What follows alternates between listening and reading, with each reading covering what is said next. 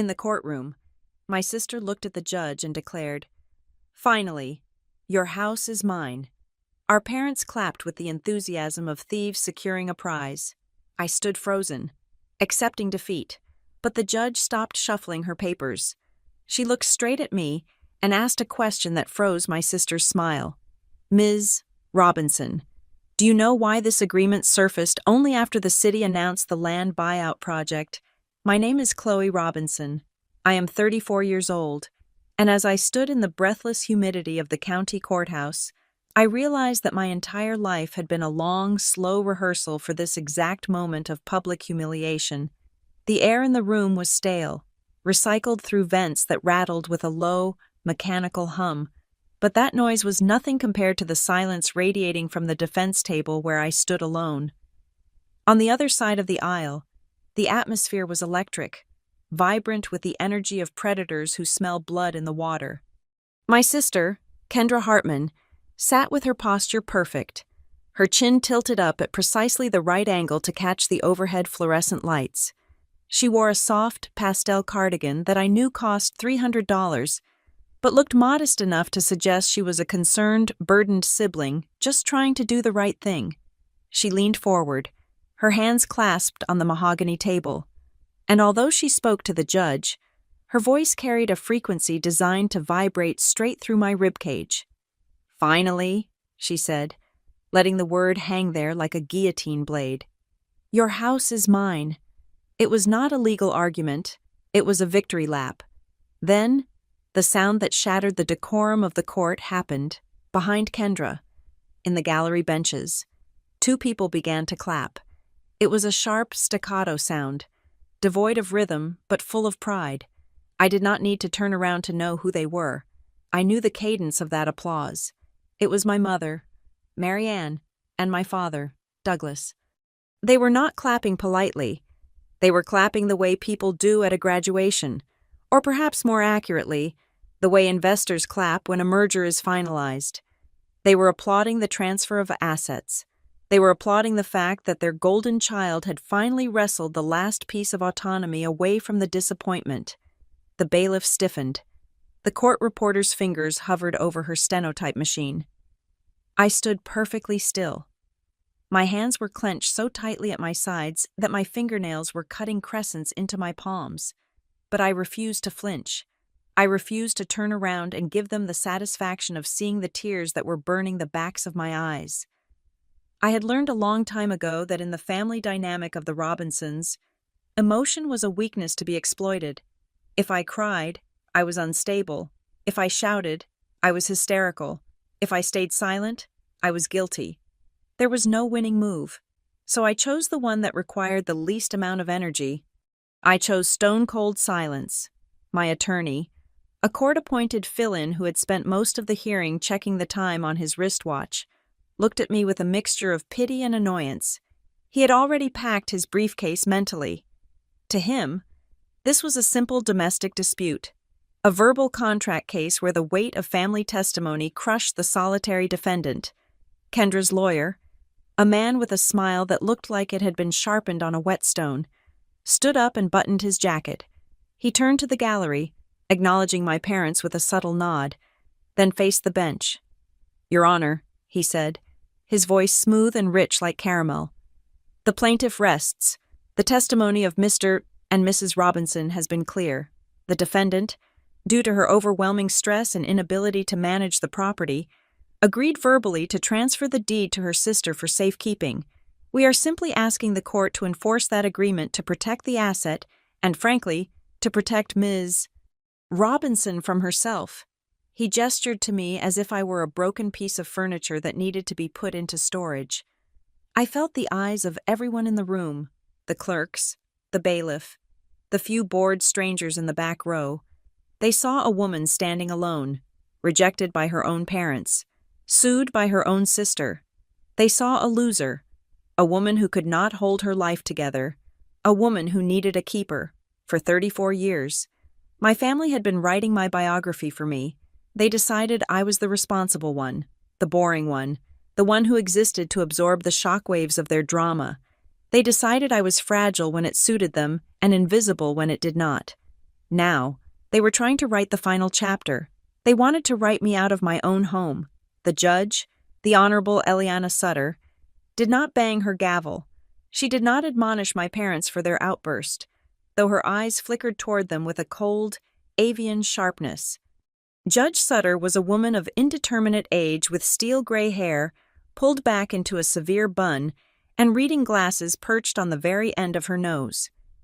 She had spent the last 20 minutes flipping through the thick file of motions and affidavits, the rhythm of turning pages the only consistent sound in the room. Everyone waited for the ruling. Kendra was already reaching for her purse, her face arranged in a mask of relieved sorrow. My father leaned forward, probably ready to stand up and shake the lawyer's hand, but the pages stopped turning. Judge Sutter froze. Her hand rested on a document near the bottom of the stack. She did not look up immediately. She read the page once, then she read it again. Her finger traced a line of text, and the air in the courtroom shifted. The humidity seemed to drop, replaced by a sudden, biting chill. The confident smile on the opposing lawyer's face faltered by a fraction of an inch. He sensed it too, the shift in gravity. Judge Sutter slowly closed the folder. She took off her glasses and folded them deliberately, placing them next to her nameplate. She did not look at Kendra. She did not look at the expensive lawyer. She did not look at the clapping parents. She looked straight at me. "Ms. Robinson," Judge Sutter said. Her voice was not loud, but it carried a weight that made the wood paneling seem to vibrate. I swallowed, my throat dry as sandpaper. "Yes, Your Honor." The judge leaned forward, her eyes narrowing, studying me. It was not a look of judgment, but of curiosity. It was the look of someone who realizes they have been watching a play where the actors are saying lines from two different scripts. "I have read the affidavits from your parents," the judge said. "I have read the statement from your sister claiming that this transfer of ownership was agreed upon 6 months ago to relieve you of the burden of home ownership." "Yes, Your Honor," I whispered. "And yet," Judge Sutter continued, her voice dropping an octave, becoming dangerous, "I am looking at the date on this so-called verbal agreement summary filed by the plaintiff." Kendra shifted in her seat. The rustle of her silk blouse was audible. "Ms. Robinson," the judge asked, and her eyes locked onto mine, ignoring the frantic energy suddenly radiating from the plaintiff's table. "Do you have any knowledge as to why this agreement surfaced for the very first time exactly 3 days after the City Council made the public announcement regarding the Westside Land buyout project?" The question hung in the air like smoke. I blinked.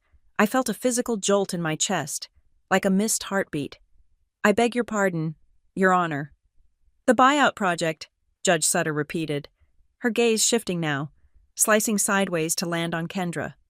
"The municipal expansion plan that authorizes the city to acquire residential properties on Juniper Ridge Road at 150% of market value for the new riverfront development." The silence that followed was absolute. It was violent. I stood there, my mouth slightly open. I had been living in that house, struggling to pay for repairs, fixing the roof with my own 2 hands, eating instant noodles to afford the property taxes. I knew nothing about a buyout. I knew nothing about a development plan. But as I looked across the aisle, I saw that I was the only one who was surprised. Kendra's face had gone the color of old ash. Her mouth was a tight, white line. The sorrowful, concerned sister act had evaporated, replaced by the raw, panic-stricken look of a gambler who realizes the dealer has checked the deck. Next to her, the lawyer was suddenly very busy organizing his papers, refusing to make eye contact with the bench, and behind them, the applause had died. My parents sat frozen. My father's face was red, his jaw working silently. My mother looked down at her hands, twisting the strap of her handbag. They knew. The realization hit me with the force of a physical blow. This was not about me being unable to handle the house. This was not about my mental health. This was not about family looking out for family. This was about money. They knew the house was about to become a gold mine. They knew the city was coming with a checkbook, and they had tried to bully me out of the deed before the news reached my mailbox so that Kendra Golden, perfect Kendra, could collect the payout that belonged to me. I, I stammered, my voice gaining a little strength, fueled by the sudden flare of heat in my stomach. No, Your Honor, I did not know about the project. Judge Sutter nodded slowly. She picked up her glasses again but did not put them on. She tapped the arm of the glasses against the file. I see, the judge said. It seems curious to me that a concern for your mental well-being coincides so perfectly with a massive appreciation in real estate value. It seems almost miraculous. She turned her gaze fully onto Kendra. My sister shrank back. For the first time in her life, Kendra looked small. Counselor, Judge Sutter said to Kendra's lawyer, her voice dripping with ice, I suggest you take a moment to explain to your client the definition of perjury and the penalties for filing frivolous motions to defraud, because from where I am sitting, this does not look like a family dispute. It looks like a heist. The lawyer opened his mouth, but no sound came out. I looked at my parents.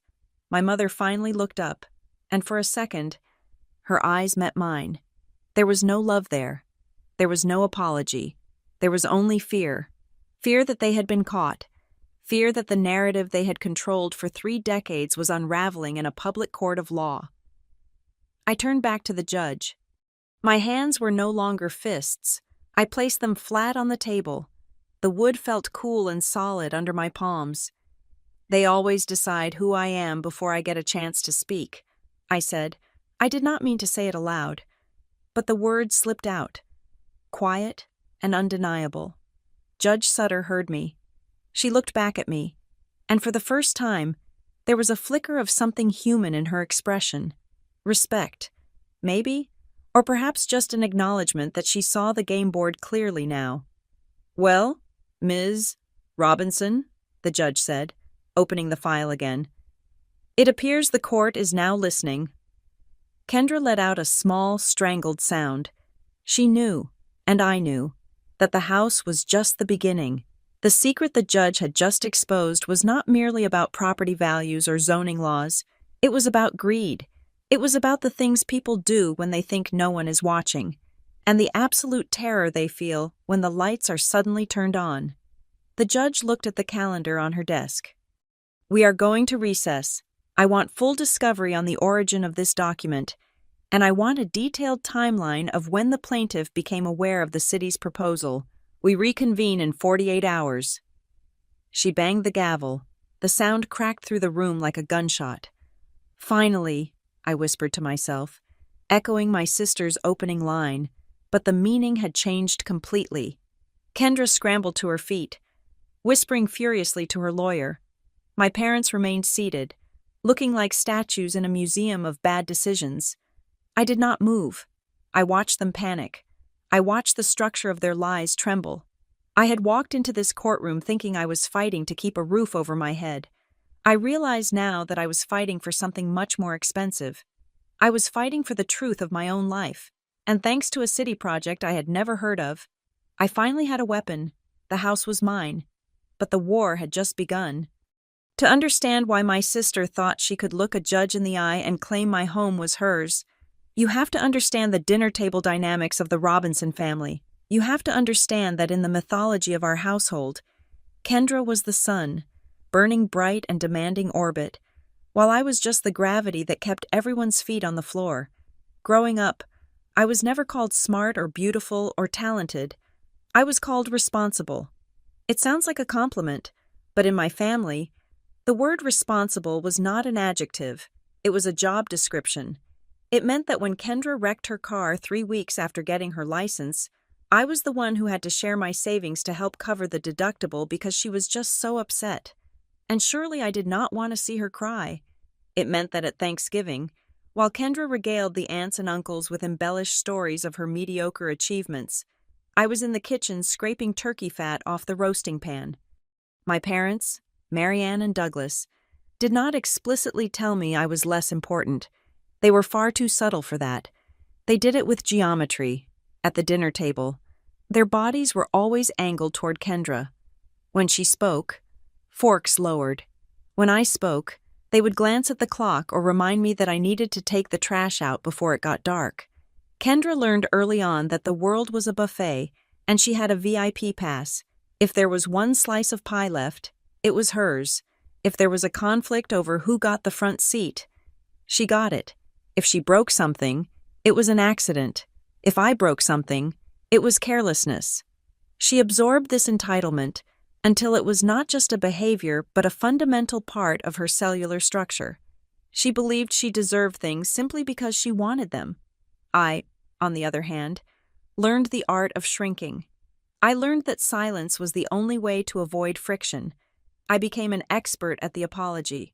I apologized for taking up space. I apologized when my mother was stressed. I apologized when Kendra failed a math test because clearly I should have helped her study more. I made myself small so they would have more room to be big. There was only one person who saw me. Aunt Lillian was my father's older sister, but she seemed to belong to a different species entirely. She did not dye her gray hair. She did not wear the pastel cardigans my mother favored. She wore flannel shirts and denim that had actual dirt on the knees. She lived in a town called Wexford Glen, about 40 minutes away, in a house that always smelled of sawdust and lemon oil. Lillian was the only person who looked me in the eye when she spoke to me. I started escaping to her house on weekends when I was 16. I would tell my parents I was going to the library or volunteering, and instead, I would drive to Wexford Glen. Lillian did not treat me like a niece to be coddled or a servant to be utilized. She treated me like an apprentice. She taught me that a woman who waits for someone else to fix the leak is a woman who is waiting to drown. We spent our Saturdays in her garage. She taught me how to sand down a table until the wood felt like silk. She taught me how to wire a lamp.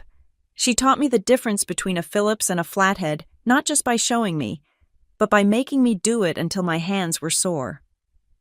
One rainy afternoon, while we were drinking Earl Grey tea on her porch, she looked at me with her sharp, blue eyes and said something I never forgot.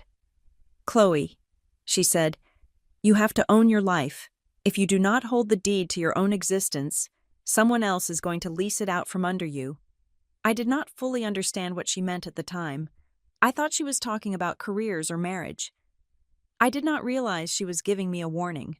When Lillian died of a sudden aneurysm, the grief I felt was a heavy, silent thing. My parents performed their grief loudly, wearing black and sighing at the appropriate volumes, but they were more concerned with the logistics of the estate than the loss of the person. Kendra barely pretended to care. She had always called Lillian the odd one. Then came the reading of the will. We sat in a stiff beige office of a local attorney. Kendra was checking her phone under the table. My mother was already talking about how they would need to hire a cleaning crew to clear out Lillian's hoarding. The lawyer cleared his throat and read the clause that shifted the tectonic plates of our family. To my niece, Chloe Robinson, I leave my property located at 412 Juniper Ridge Road, along with all contents and personal effects. The room went silent. Kendra's head snapped up. My mother made a sound like she had been pinched. "Why, Chloe?" Kendra asked, her voice sharp. The lawyer shrugged. "The will is specific." My parents immediately turned on me. It was not a congratulations. It was an interrogation. Douglas looked at me with a furrowed brow. "Chloe, honey, that house is a disaster. It is old. It has bad plumbing. The roof is probably rotting. You cannot handle a burden like that," Marianne chimed in, her voice pitched high with fake concern. "We should look into selling it immediately. The money could go into a trust. You do not know the first thing about property taxes or maintenance. It will bankrupt you." Kendra laughed, a short, dismissive sound. "Let her have it. It is a dump anyway. Who wants to live in Wexford Glen? It is 40 minutes from the city. It is basically the middle of nowhere." She leaned back, crossing her arms.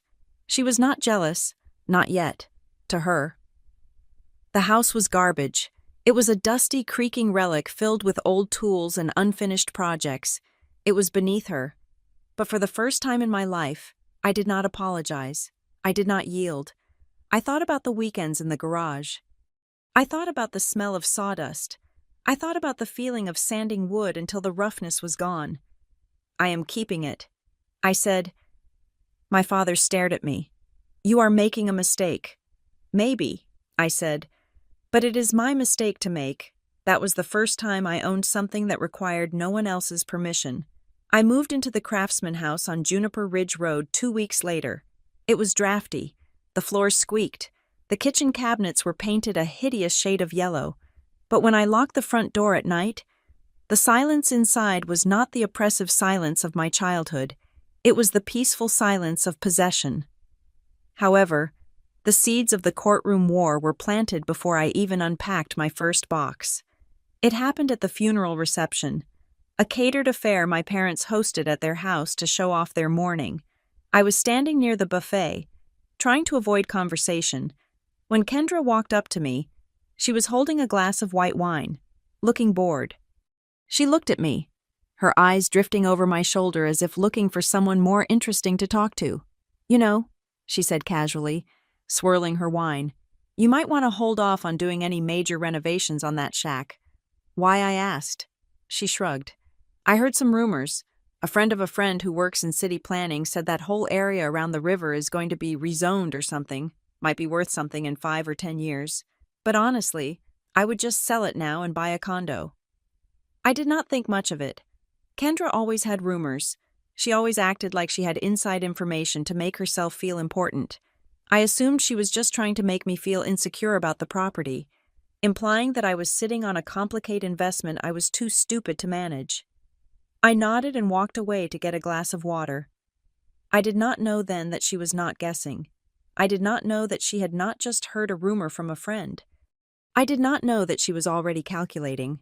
At the time, I just thought she was being Kendra dismissive, superior, and uninterested in anything that did not directly benefit her. I was wrong. She was interested. She was just waiting for the right number to appear on a spreadsheet before she made her move. She let me take the house because she thought it was worthless. But the moment she realized that the responsible sister had accidentally inherited a gold mine, the countdown began. I spent the next 2 years pouring my sweat and my salary into that house, thinking I was building a home. I had no idea I was simply fattening a calf for my sister to slaughter. My life became a bifurcated existence. By day, I was a claims adjuster for Northgate Meridian Claims, a mid-sized insurance firm where I sat in a gray cubicle and listened to people scream at me over the telephone about deductibles and coverage limits. My job was to say no. I spent 8 hours a day explaining to strangers that the water damage in their basement was not covered because it was classified as seepage rather than a sudden burst, or that their fender bender was technically their fault because of a failure to yield. It was a draining, thankless profession that left my ears ringing and my spirit gray by 5 in the afternoon. But by night, and on the weekends, I became a carpenter, a plumber, and a general contractor. The house on Juniper Ridge Road was not just a place I slept. It was a physical manifestation of my autonomy, and it required blood sacrifice. When I moved in, the place was barely habitable. The inspection report had been a 30-page horror story of deferred maintenance. The electrical wiring was from the 1950s. The roof had a slow leak that had rotted a section of the attic joists, and the plumbing groaned like a dying animal every time I flushed the toilet. My parents and Kendra had assumed I would hire people to fix it, run out of money, and then come crawling back to them for a loan, at which point they would graciously force me to sell. They underestimated my stubbornness.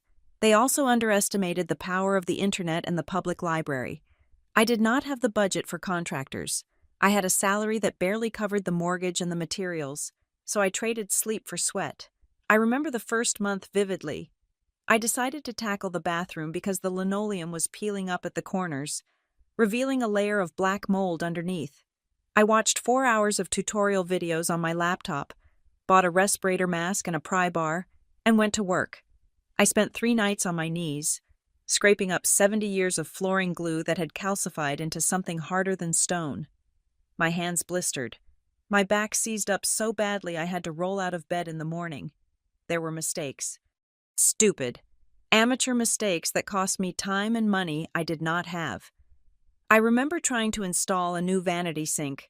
I had measured the space 3 times, or so I thought. I bought a beautiful porcelain unit on clearance, hauled it up the front steps by myself, and maneuvered it into the bathroom, sweating and cursing. When I went to slide it into place, it did not fit. I had forgotten to account for the thickness of the baseboards. I sat on the bathroom floor and cried for 10 minutes. Then, I wiped my face, got up, went to the garage, found a coping saw, and spent the next 2 hours carefully cutting the trim to make space. Another time, I was patching the drywall in the hallway. I mixed the joint compound too thin, and it dripped down the wall like sad icing. I had to sand it all down and start over. I painted the living room a shade called Morning Dove, only to realize once it dried that it looked purple in the afternoon light. I had to buy 5 more gallons of primer and paint over it the very next weekend. But with every mistake, I learned that you always turn off the main water breaker before touching a faucet, even if you think the local valve is tight. I learned that you cannot cheat on sanding if you want the paint to stick. I learned that there is a specific, rhythmic satisfaction in driving a nail flush into a stud with 2 clean strikes, and I documented everything. It was not because I suspected a lawsuit. It was because I was proud. For the first time in my life, I was doing something real. I kept a binder. Every receipt from the hardware store was smoothed out and taped onto a sheet of paper. Every gallon of paint, every box of screws, every rental fee for the floor sander. I took photos on my phone to track the progress. Here is the rotted beam. Here is the new sister joist I installed. Here is the city inspector signing off on the electrical permit I had pulled myself. That binder grew thick. It was a diary of labor. During those 18 months, my family was a ghost. Kendra never visited, not once. She lived 20 minutes away, but she acted as if Wexford Glen was on a different continent. On the rare occasions we spoke, she would ask, "How is the money pit?"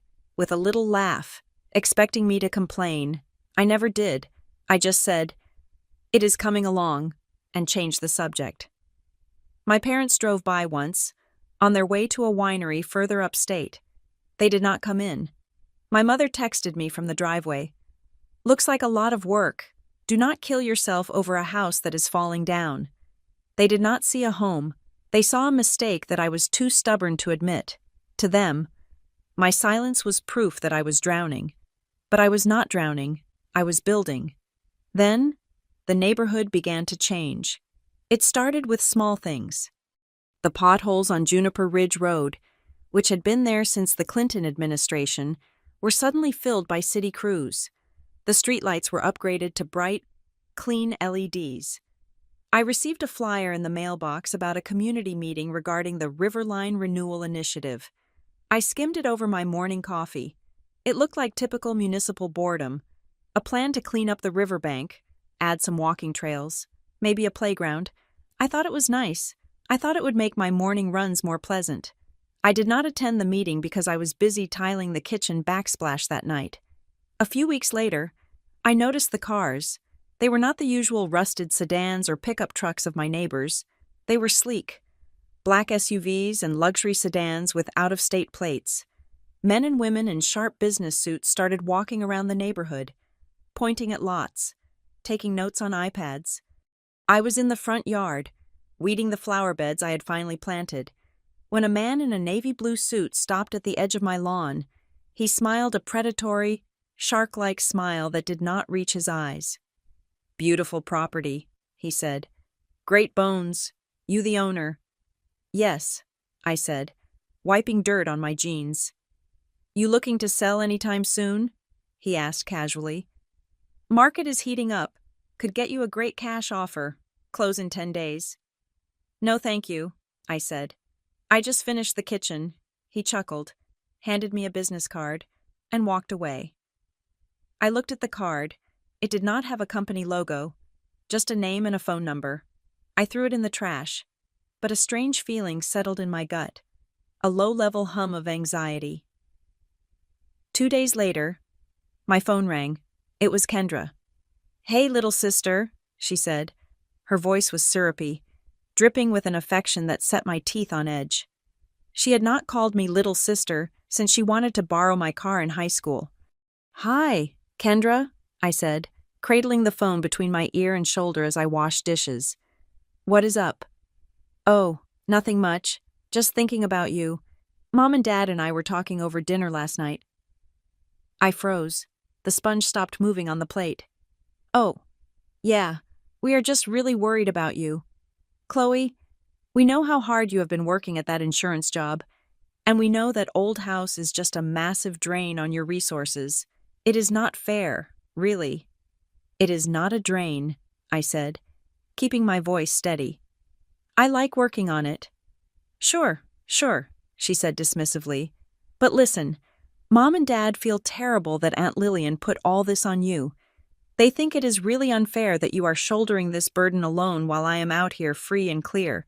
It creates an imbalance in the family. You know, I dried my hands on a towel, my heart starting to pound. Imbalance.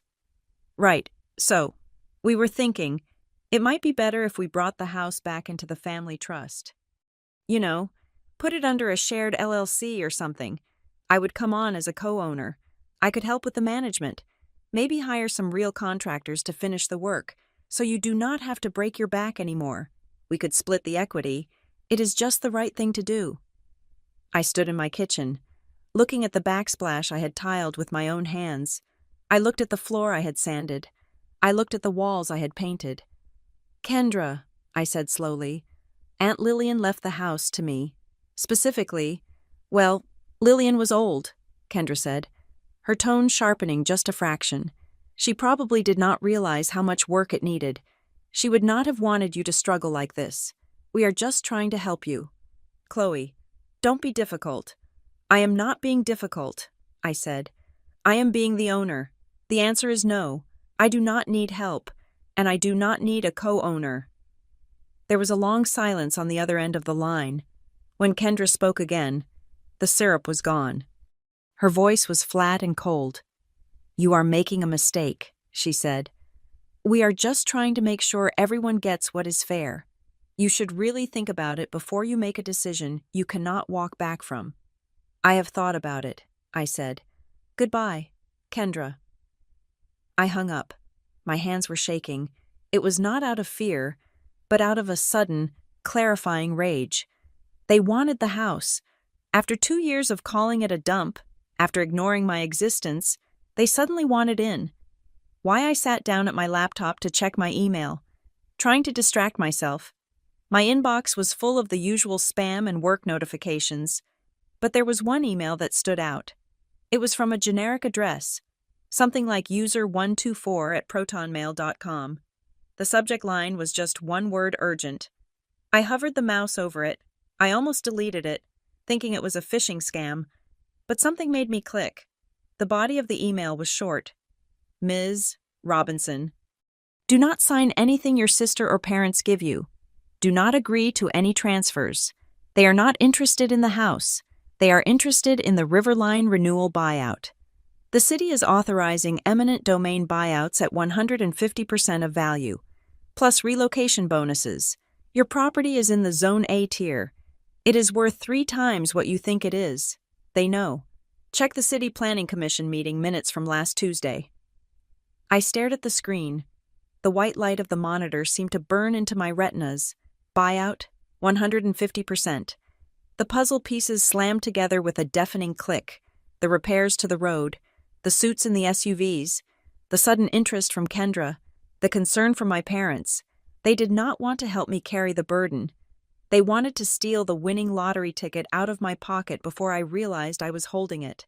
I leaned back in my chair, the leather creaking. I looked around the room I had built. I looked at the binder of receipts on the shelf. Okay, I whispered to the empty room.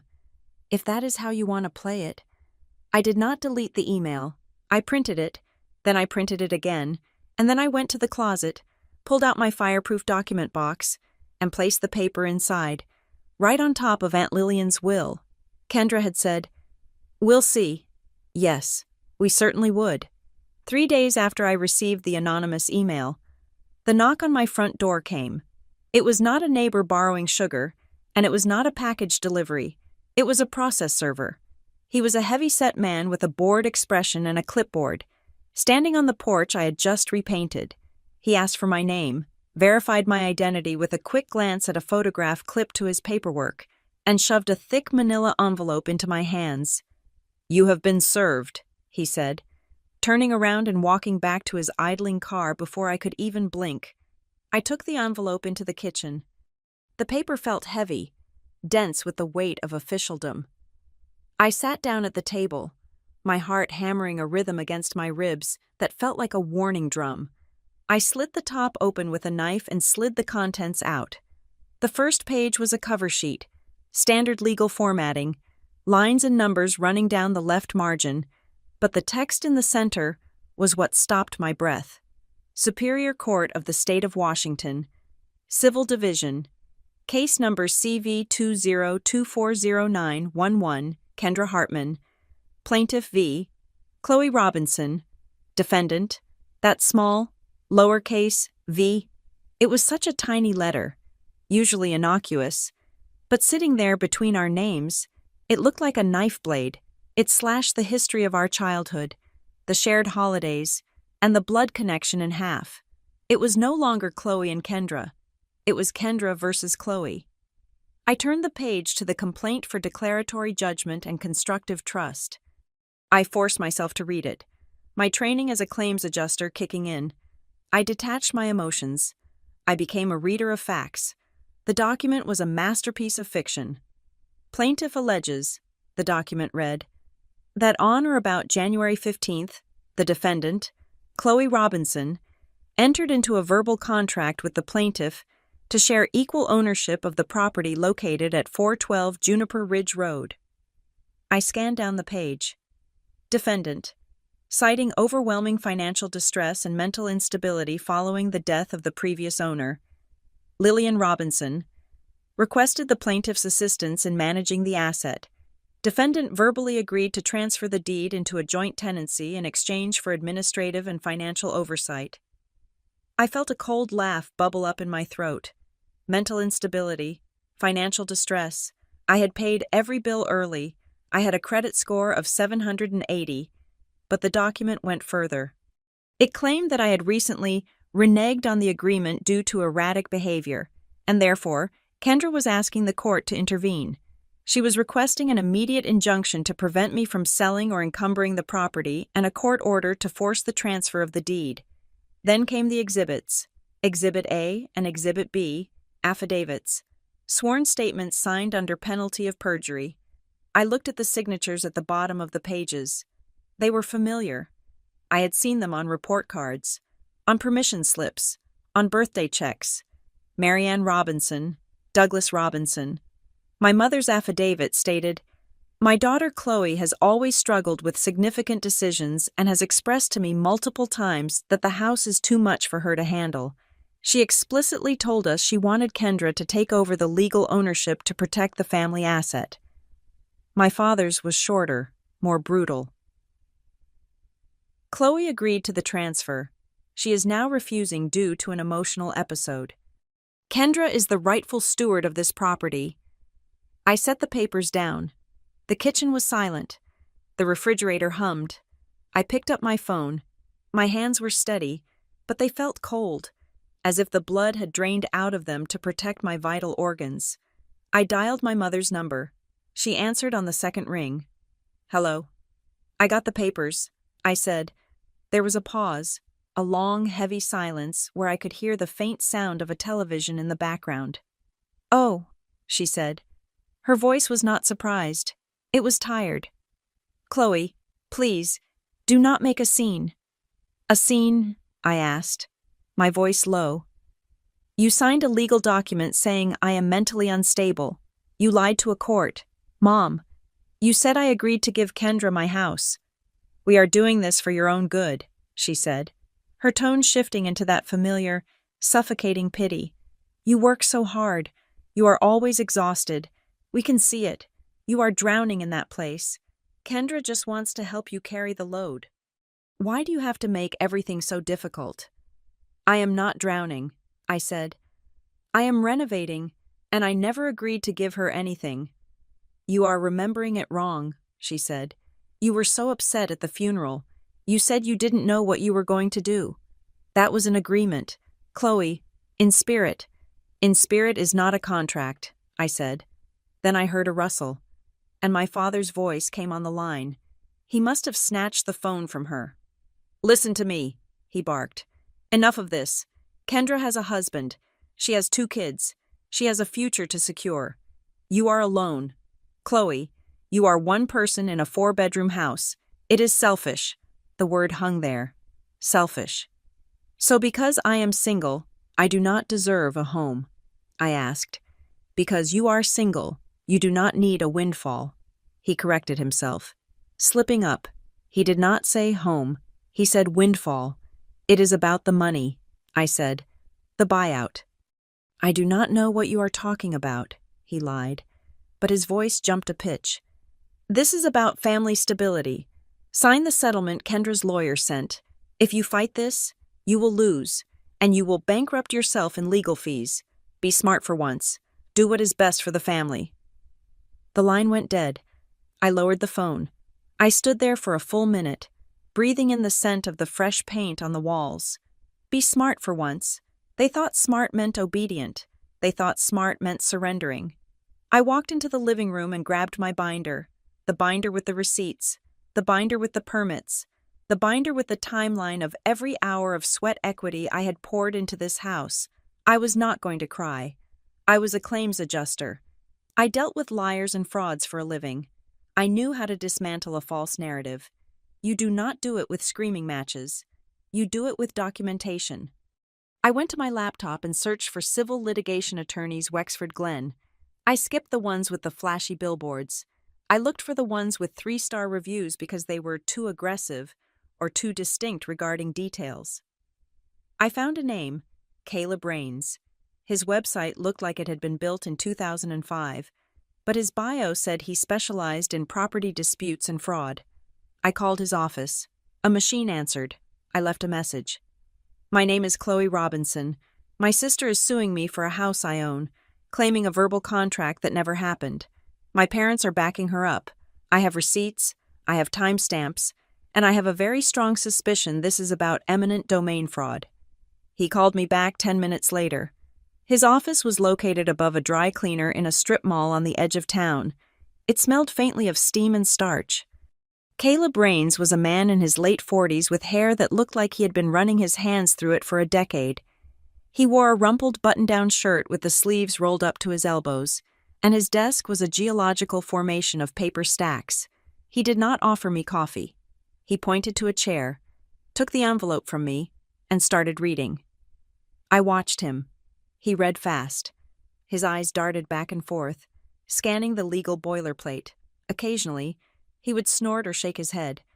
After 10 minutes, he tossed the complaint onto his desk. Promissory estoppel, he said, leaning back in his creaking chair. It is the Hail Mary of contract law. They use it when they do not have a signature. They are claiming they relied on your promise to their detriment. I never promised anything, I said. I know, Caleb said. He looked at me, his eyes sharp and intelligent behind wire-rimmed glasses. If you had promised it, they would have made you sign something back then. The fact that they are filing this now means they are desperate. He tapped the affidavits. These are the problem, he said. Parents are powerful witnesses. Juries love parents. If mom and dad say you are crazy and you promise the house to the responsible sister, a judge might buy it. It is 2 against 1. I have proof, I said, pulling out my binder. I have 18 months of receipts. I have permits in my name. If I was just holding the house for Kendra, why did I pay for the new roof? Why did I pay the property taxes? Caleb took the binder. He flipped through it, his eyebrows raising. Nice, he muttered. Very nice. This establishes intent of ownership. This kills the unjust enrichment claim. You weren't squatting. You were investing. He closed the binder and looked at me. But you know, this is not a property dispute, right? He asked. They are not suing you because they want the house. They want the deed. There is a difference. I know, I said. Caleb leaned forward, resting his elbows on the papers. I did a little digging before you came in. The address, 412 Juniper Ridge. He pulled a large map out from under a pile of files and spread it over the desk. It was a zoning map of Wexford Glen, but it was marked up with red lines. This is the Riverline Renewal Project, he said, tapping a thick red zone along the riverbank. City Council voted on the budget appropriation last week in a closed session. Public announcement is technically next month, but the whispers are out. He pointed to a small square within the red zone. That is your house, he said. Zone A, priority acquisition. The city isn't just buying these houses. They are authorized to pay a premium to avoid holdouts. 150% of appraised value, plus a relocation stipend of $50,000. And since the market value has spiked because of the new tech corridor nearby, we are talking about a payout of nearly $750,000. I stared at the map. $750,000. Kendra has a gambling debt, I said. It was a guess, but it felt right. Or maybe just credit card debt. Or a mortgage she can't pay. Or she is just greedy, Caleb said. Doesn't matter. The point is, if she gets her name on that deed before the city cuts the check, she gets half. Or if she wins this suit and proves you are incompetent, she gets it all as your trustee. He looked at me. They are trying to strip you. Chloe, this is a hostile takeover. They are banking on you being too emotional to fight. They think you will see your parents on the witness list and fold. I thought about my father's voice on the phone. You are one person. I am not folding, I said. Caleb smiled. It was a grim, wolfish smile. Good, because I hate bullies, and I really hate forgery. Forgery? I asked. We will get to that, he said. First, we file a motion to dismiss. It won't work, but it buys us time. Then, we enter discovery. That is where the fun begins. We are going to ask for everything. Kendra's emails, her texts, her bank records. We are going to ask your parents for the metadata on their affidavits.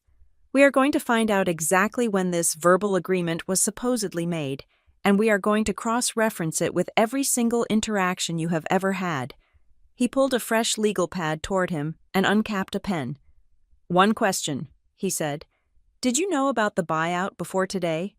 I hesitated. I thought about the anonymous email in my fireproof box. I had a suspicion, I said carefully. I received a warning.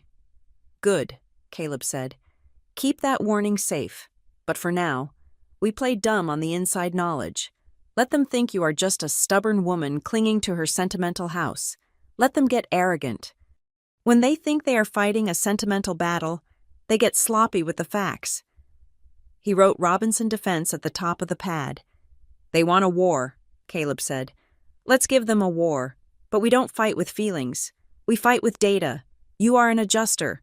Adjust the claim. I looked at the map again, at the red line swallowing my home.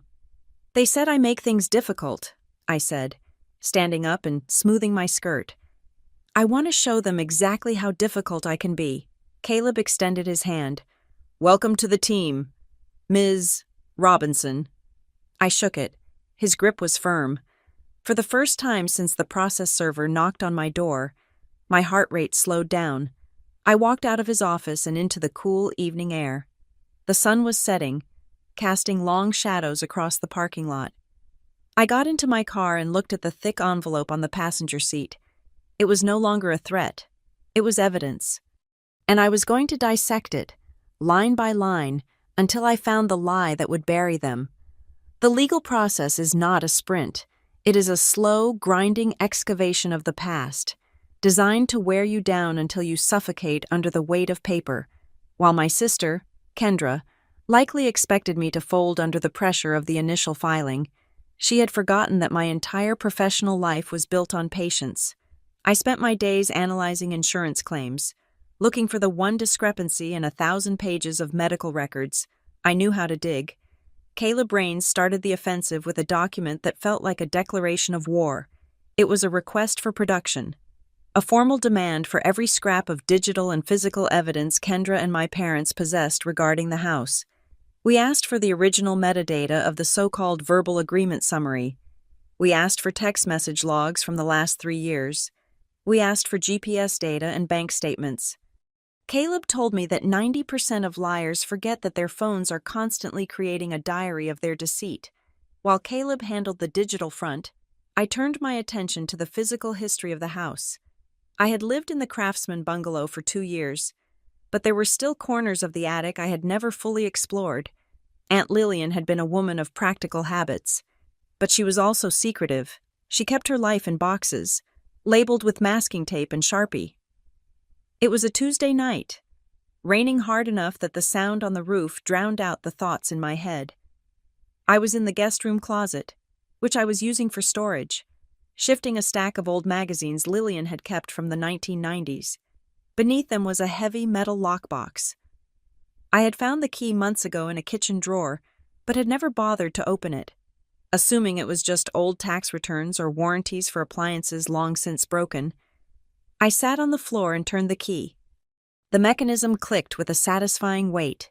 Inside, there were no jewels or cash. There was just a stack of papers and a single, thick white envelope. On the front of the envelope, in Lillian's distinct, spiky handwriting, were the words, "For Chloe if they ever take you to court." My breath hitched. I stared at the ink. Lillian had died of an aneurysm. It was sudden. Yet, she had written this. She had known. She had looked at her brother, my father, and her niece, my sister, and she had calculated the trajectory of their greed. She knew that the moment she was gone, the sharks would circle. I opened the envelope. Inside, there was no letter of sentiment. There was no, "I love you." Lillian was not that kind of woman. Instead, there was a sheet of yellow legal paper with a list of alphanumeric codes and a single sentence underlined 3 times. Check the option notice filed with the City Planning Commission. Reference code P729. Below that, she had written, "They have been watching the river line for 10 years. Do not let them steal the view." I did not sleep that night. The next morning, I called in sick to Northgate Meridian Claims. It was the first time I had missed a day of work in 4 years. I drove to the Wexford Glen City Hall, a brutalist concrete building that smelled of floor wax and stale coffee. I went to the records department in the basement. The clerk was a man with thick glasses and a sweater vest who looked like he had not seen the sun since the previous administration.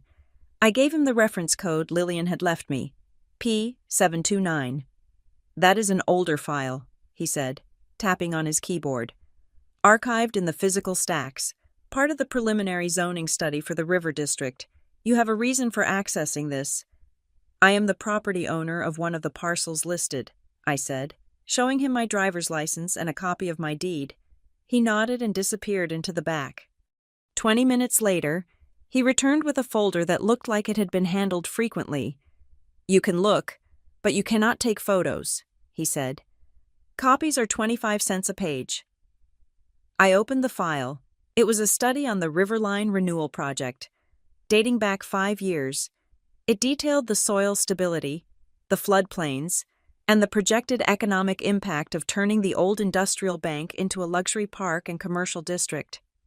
I flipped through the pages until I found the section labeled Property Acquisition Options. This was the option notice Lillian had meant. It was a log of properties the city had identified as essential for the project.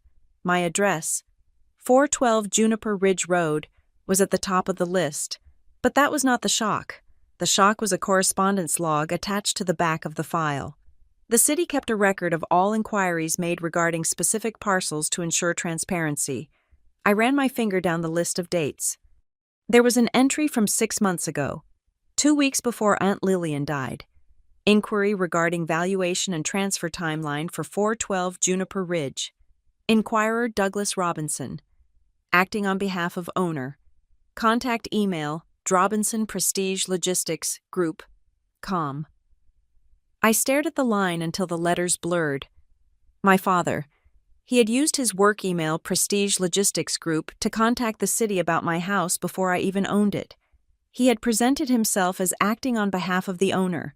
Lillian was still alive then.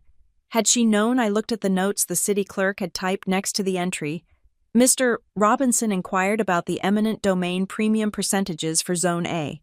Advised that information is confidential until project ratification. He knew. He had known for 6 months. He knew that the house was not just a dusty craftsman bungalow. He knew it was a winning lottery ticket. And when Lillian left it to me, he did not see a daughter inheriting a home. He saw a financial asset slipping out of his control. The lawsuit. The sudden concern for my mental health. The claim that I was overwhelmed, it was all a smokescreen. They were trying to get my name off the deed before the city announced the payout, so they could collect the check. I paid the 25 cents for the copy. I walked out of City Hall into the bright, blinding sunlight of noon, feeling sick to my stomach. It was one thing to suspect your family is greedy. It is another thing entirely to hold the proof in your hand that they have been plotting to liquidate your life for profit before the body of your aunt was even cold. I drove straight to Caleb's office. I threw the copy of the log on his desk. They knew, I said. 6 months ago? Caleb picked up the paper. He read it, then let out a low whistle. Acting on behalf of owner, he read. Did Lillian authorize this? No, I said. She left me a note warning me. She knew he was sniffing around. Caleb leaned back, a dark satisfaction spreading across his face. This is it, Chloe. This proves the motive. It proves bad faith. He is inquiring about premium percentages. He was literally counting the money. He looked at me seriously. But you have to listen to me very carefully. You cannot let them know that you have this. Not yet. Why not? I asked. I want to throw it in their faces. Because right now, they think you are just stubborn, Caleb said. They think you are fighting for sentimental reasons. If they know you found the city files, they will destroy other evidence. They will scrub their emails. We need to catch them in a lie under oath. We need them to commit to the narrative that they have no idea about the money. So what do? I asked. You play the victim, Caleb said. You play the tired, overwhelmed woman they claim you are. Make them think you are close to breaking. Make them confident. I went home. I sat in my kitchen, the same kitchen I had tiled with my own hands, and I looked at the phone. I needed to set a trap. I needed to confirm that Kendra was in on it, too. My father had made the inquiry, but Kendra was the plaintiff. I needed to know if she was a pawn or a co-conspirator. I waited until 7 in the evening. I poured a glass of wine, not to drink, but to set the mood for myself. I needed to sound weak. I typed a text message to Kendra. I am so tired of this. Kendra, the lawyer fees are already piling up. I don't know if I can keep fighting you and Mom and Dad. Maybe I should just let it go. I hit send. I watched the screen. My heart was thumping against my ribs like a trapped bird. 1 minute passed, then 2. The 3 little dots appeared. They danced for a long time, then disappeared. She was typing, then deleting. She was calculating. Then, the response came. I am glad you are finally seeing sense. Chloe, we just want what is best for you. If you sign the agreement this week, we can stop the court case immediately. I typed back, keeping it vague. I just want to be done with it, but I'm worried about the market. I don't want to sell at a loss. This was the bait. If she just wanted the house for the family, she would say, we aren't selling. The dots appeared instantly this time. Don't worry about the market. I have been looking into it. We can probably get a good price if we hold for a few months. When do you think the city would finalize the transfer? I froze. When do you think the city would finalize the transfer? I had not mentioned the city. I had not mentioned a transfer. I had only mentioned selling. She slipped. In her excitement, in her greed to close the deal and get her hands on the asset. She assumed I knew what she knew. She assumed we were talking about the buyout. I stared at the screen. I did not reply. I took a screenshot, then another. Then I emailed the image to myself and to Caleb. Got you, I whispered. She was not just a concerned sister. She was counting the days until the payout. I looked around my living room. For months, I had felt like an intruder in my own life, fighting to justify my existence. But in that moment, the dynamic shifted. I was no longer the defendant. I was the one holding the keys. They thought the house was the prize, a pile of wood and brick to be cashed in. But they were wrong. The house was just the battlefield. The real treasure was the compensation check the city was writing, a check that was destined for the deed holder, and the deed holder was me. I put my phone down and walked to the window. I looked out at the street, at the dark river flowing beyond the tree line. "You want the house," I said to the darkness. "Come and take it." I went back to the closet and took out the binder, the one with the receipts, the permits, and the photos of my sweat and blood. I placed the screenshot of Kendra's text and the copy of my father's city inquiry at the very front. The slow burn was over. It was time to light the fire. The morning of the hearing. The sky outside the courthouse was a bruised shade of purple, heavy with a storm that refused to break. Inside courtroom 4B, the air was even heavier. I sat at the defense table, my hands folded on top of the binder that contained my entire life's work. Across the aisle, my family had arranged themselves into a tableau that looked like it had been curated by a public relations firm. Kendra sat in the middle, flanked by our parents, Marianne and Douglas. They were a wall of united, respectable grief. Kendra had dressed for the part of the burdened savior. She wore a soft, oatmeal-colored sweater and a modest skirt, her hair pulled back into a loose, unthreatening ponytail. She wore no jewelry except for a small silver cross I knew she had bought specifically for this occasion. She looked reasonable. She looked kind. She looked like a woman who was only in court because she had exhausted every other option to save her drowning sister. My parents sat with their backs straight, staring resolutely at the judge's bench. They did not look at me, not once. It was a specific kind of blindness, the ability to erase the person sitting 10 feet away because acknowledging her would mean acknowledging what they were doing to her. Judge Sutter entered the room, her black robe sweeping around her like a thundercloud. We all rose. The bailiff called the court to order, and the sound of everyone sitting down simultaneously was a dull thud that echoed in the high-ceilinged room. Kendra's lawyer, Mr. Sterling, stood up first. He was a man who knew how to use silence as a weapon. He took a long moment to arrange his cufflinks before he began. "Your Honor," he started, his voice a low, sympathetic rumble. "This case is not about malice. It is not about greed. It is about a family trying to intervene before a tragedy occurs." He walked toward the center of the room, gesturing vaguely in my direction without actually looking at me. "The defendant, Chloe Robinson, is a woman who has endured a significant amount of trauma in the last 2 years. The loss of her aunt, the isolation of living alone in a dilapidated property, the crushing weight of financial responsibility, it has taken a toll.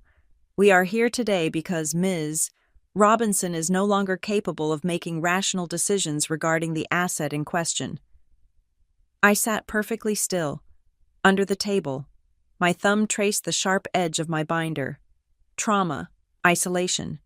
They were taking my independence, the weekends I spent learning to wire a junction box, the nights I spent painting until my shoulders burned and they were repainting it as a mental breakdown.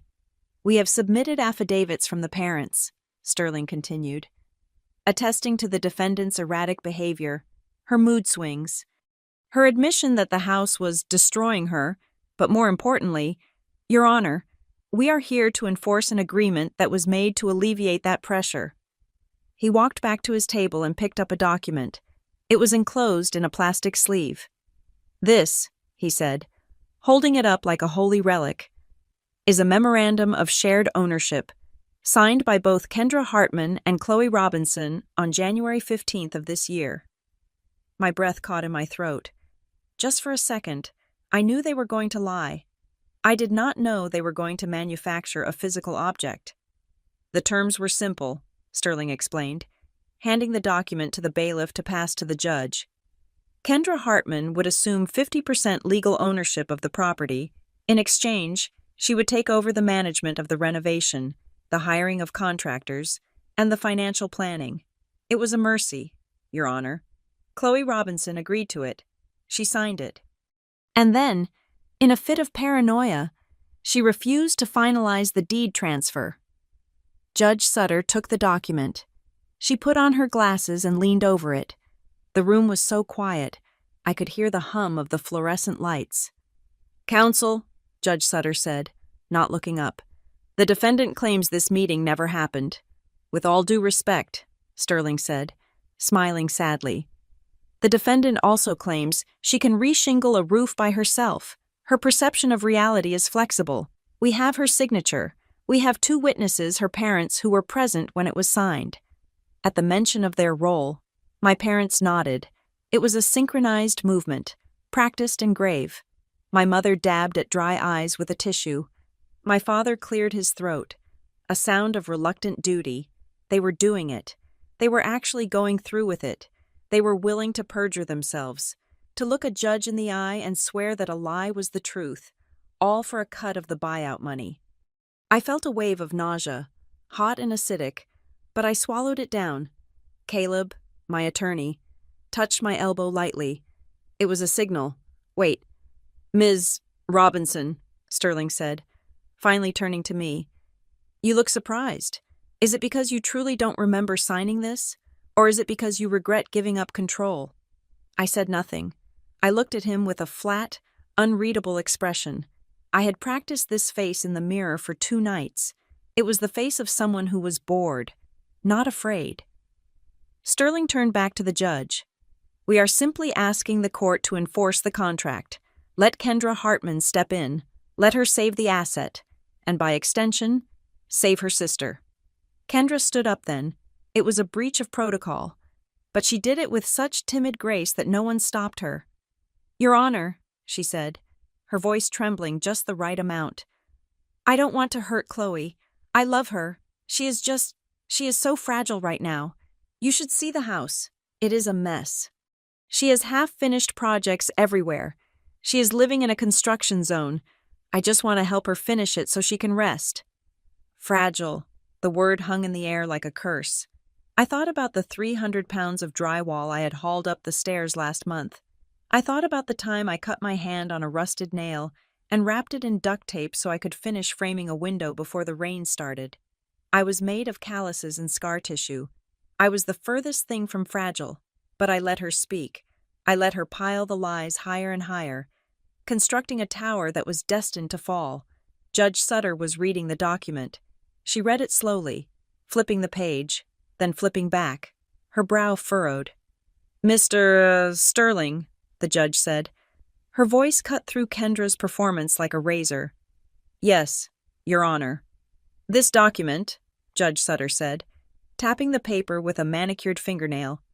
"It outlines the transfer of equity in great detail. It specifies that Kendra Hartman receives 50% of the title. It specifies that she has executive decision-making power over the sale of the property."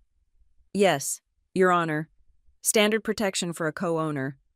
"Standard," Judge Sutter looked over her glasses. "I am looking for the consideration clauses. I am looking for the financial obligations." Sterling blinked. "I'm sorry. If Ms. Hartman is taking 50% of the house," the judge said, her voice dropping into a dry, logical monotone, "where is the clause stating she is responsible for 50% of the mortgage? Where is the clause regarding the property taxes? Where is the clause regarding the cost of materials for these renovations she intends to manage?" The silence that followed was different from the silence before. It was the silence of a script going off the rails. Sterling shifted his weight.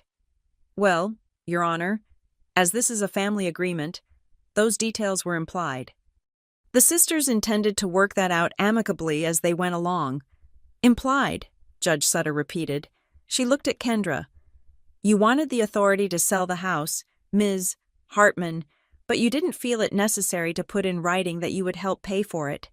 Kendra's concerned sister mask slipped for a fraction of a second. "We are family," she said, her voice sharpening. "We trust each other. We didn't think we needed to be so transactional." "You trusted each other enough to leave out the bills," Judge Sutter observed. "But you didn't trust her enough to leave out the part where you get half the equity." "That is not what I meant," Kendra stammered. "It is a very specific document, Ms. Hartman," the judge continued. "It is legally precise about what you get, and remarkably vague about what you give. In my experience, family trust usually works the other way around." My father leaned forward, sensing the shift. He looked like he wanted to interrupt, to use his blustering head of the household voice to correct the judge, but my mother put a hand on his arm, restraining him. Sterling tried to recover. "Your Honor, The plaintiff has offered to cover costs verbally. The document was merely to formalize the ownership structure so she could secure loans for the repairs. Loans? The judge said. She wrote something down on her notepad. So the intent was to leverage the property immediately. To improve it, Sterling corrected quickly. Judge Sutter sat back. She looked at me. For the first time all morning, someone looked at me as a participant, not a prop. Ms. Robinson, she said, you have been very quiet. Caleb stood up. Your Honor, my client has been quiet because she has been waiting for the plaintiff to finish characterizing her as incompetent. I see, the judge said. And does the defendant have anything to say regarding this document? The signature appears to be yours, Ms. Robinson. The bailiff brought the document to our table. I looked at it. It was a good forgery. They had lifted my signature from somewhere else, probably an old birthday card or a check I had written to my parents years ago and scanned it onto the page, but the ink was too flat. It lacked the indentation of a pen. I looked up. Kendra was staring at me. Her eyes were hard, boring into mine. She mouthed something, so slightly that only I could see it. Don't be stupid. Then, under the pretense of adjusting her skirt, she leaned toward the aisle, just a few inches closer to where I sat. Her whisper was a hiss, audible only to me and perhaps the court reporter. You are going to lose, she whispered. You should have let me handle this from the start. You are just going to ruin it for everyone. Ruin it, ruin the payout, ruin the heist. I felt a sudden clarity wash over me. It was cold and bright. They were not scared of me. They were annoyed by me. They viewed me as an obstacle to their payday, a speed bump on the road to the bank. They truly believed that their combined weight, the parents, the older sister, the expensive lawyer would crush me simply because I was alone. But I wasn't alone. I had the truth. And in a court of law, the truth is a battalion. I stood up. My legs felt solid. I did not look at my parents. I did not look at the lawyer. I looked straight at Judge Sutter. Your Honor, I said. My voice was not loud, but it was steady. It did not shake. It filled the room. I can explain everything you are seeing here. I can explain why the financial clauses are missing. I can explain why this document was created. Kendra stiffened. Sterling took a half step forward as if to object, but the judge held up a hand. Go on, Ms. Robinson, the judge said. But before I do, I continued, reaching down and opening my binder, the metal ring snapping open with a loud click that sounded like a gunshot in the quiet room. I would like the court to see what they are actually doing first, because this is not a case about a house, and it is certainly not a case about family. I pulled out the first document. It was not the forgery analysis. It was not the text messages. It was the timeline. Ms. Hartman claims she wants to save me from a burden, I said, holding the paper up. But people don't fight this hard to inherit a liability. They fight this hard to inherit a fortune. Kendra's face went pale. She knew I had something. She didn't know what, but she knew the script had just been set on fire. Proceed, Judge Sutter said, leaning forward, her eyes locking onto mine. Thank you, Your Honor, I said. I would like to direct the court's attention to the timing of this lawsuit. I walked toward the bench, passing Kendra. I didn't whisper back. I didn't need to. The look on my face said it all. Finally, your secrets are mine. Caleb Rains did not shout. He did not pace the floor like a lawyer in a television drama, waving his arms to distract the jury. In fact, he barely moved at all. He stood at our table, adjusting his glasses with a precision that was far more terrifying than any theatrical display of anger. He looked like a surgeon who had just picked up a scalpel and was deciding exactly where to make the first incision. Your Honor, Caleb said, his voice level and dry. The plaintiff has presented a document, Exhibit A, which they claim is a binding contract signed on January 15th of this year. They claim this document proves my client, Ms. Robinson, willingly surrendered half her equity. He paused, letting the words hang in the air. We would like to present a rebuttal to the authenticity of this document, and we would like to do so not with testimony, but with digital forensics. Mr. Sterling, Kendra's lawyer, shifted in his seat. He looked at the document in front of him, then back at Caleb. A flicker of doubt crossed his face. He was an expensive lawyer, but even expensive lawyers can be blindsided when their clients lie to them. Caleb picked up a remote control and pointed it at the monitor mounted on the wall to the left of the judge's bench. Defense Exhibit 1, Caleb said. The screen flickered to life.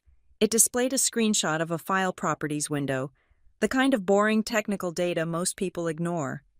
Mr. Sterling was kind enough to email us the digital copy of this agreement as part of the discovery process yesterday, Caleb said. This is the metadata for that file.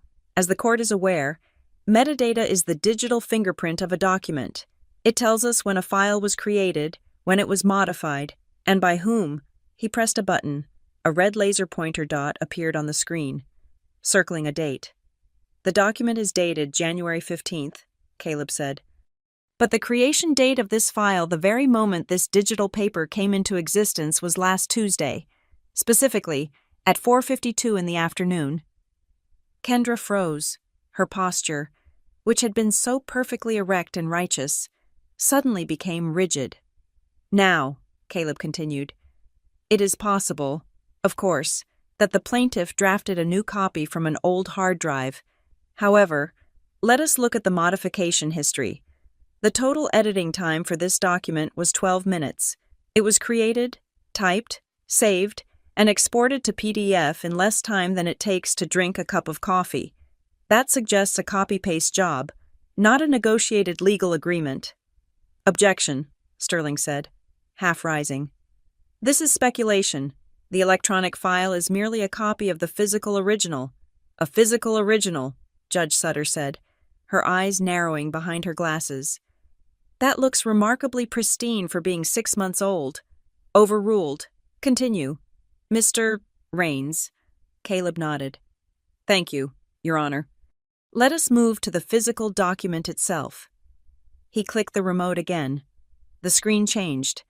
This time, it showed a blown-up image of the top of the agreement, focusing on the decorative border and the template style used for the header. Defense Exhibit 2, Caleb said. This document uses a specific legal template from a software package called Legal Ease Pro. It is a very popular subscription service for drafting simple contracts. I use it myself. He clicked the remote. A letter from the software company appeared on the screen. We contacted the vendor, Caleb said.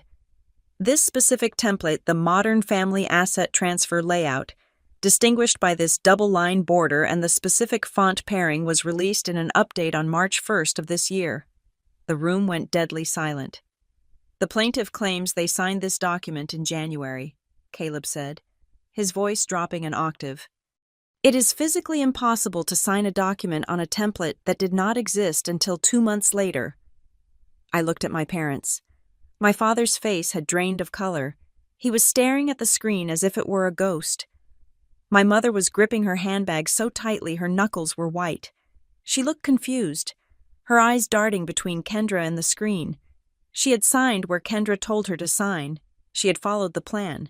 She had not realized the plan was flawed. And finally, Caleb said, the signature. He clicked the remote a third time. 2 images appeared side by side. On the left was my signature from the agreement. On the right were 5 signatures taken from checks I had written for my property taxes and utility bills over the last year. We had a handwriting analyst review the document, Caleb said. The report is in your file, Your Honor. The analyst concluded that the signature on the agreement lacks the natural fluidity of pen pressure. Under high magnification, you can see distinct pixelation artifacts around the curves of the letters C and R. It indicates that this is not ink on paper. It is a high-resolution image of a signature that was lifted from another source and digitally placed onto the page. Ridiculous. The word exploded from the plaintiff's table. Kendra stood up. Her face flushed a blotchy red.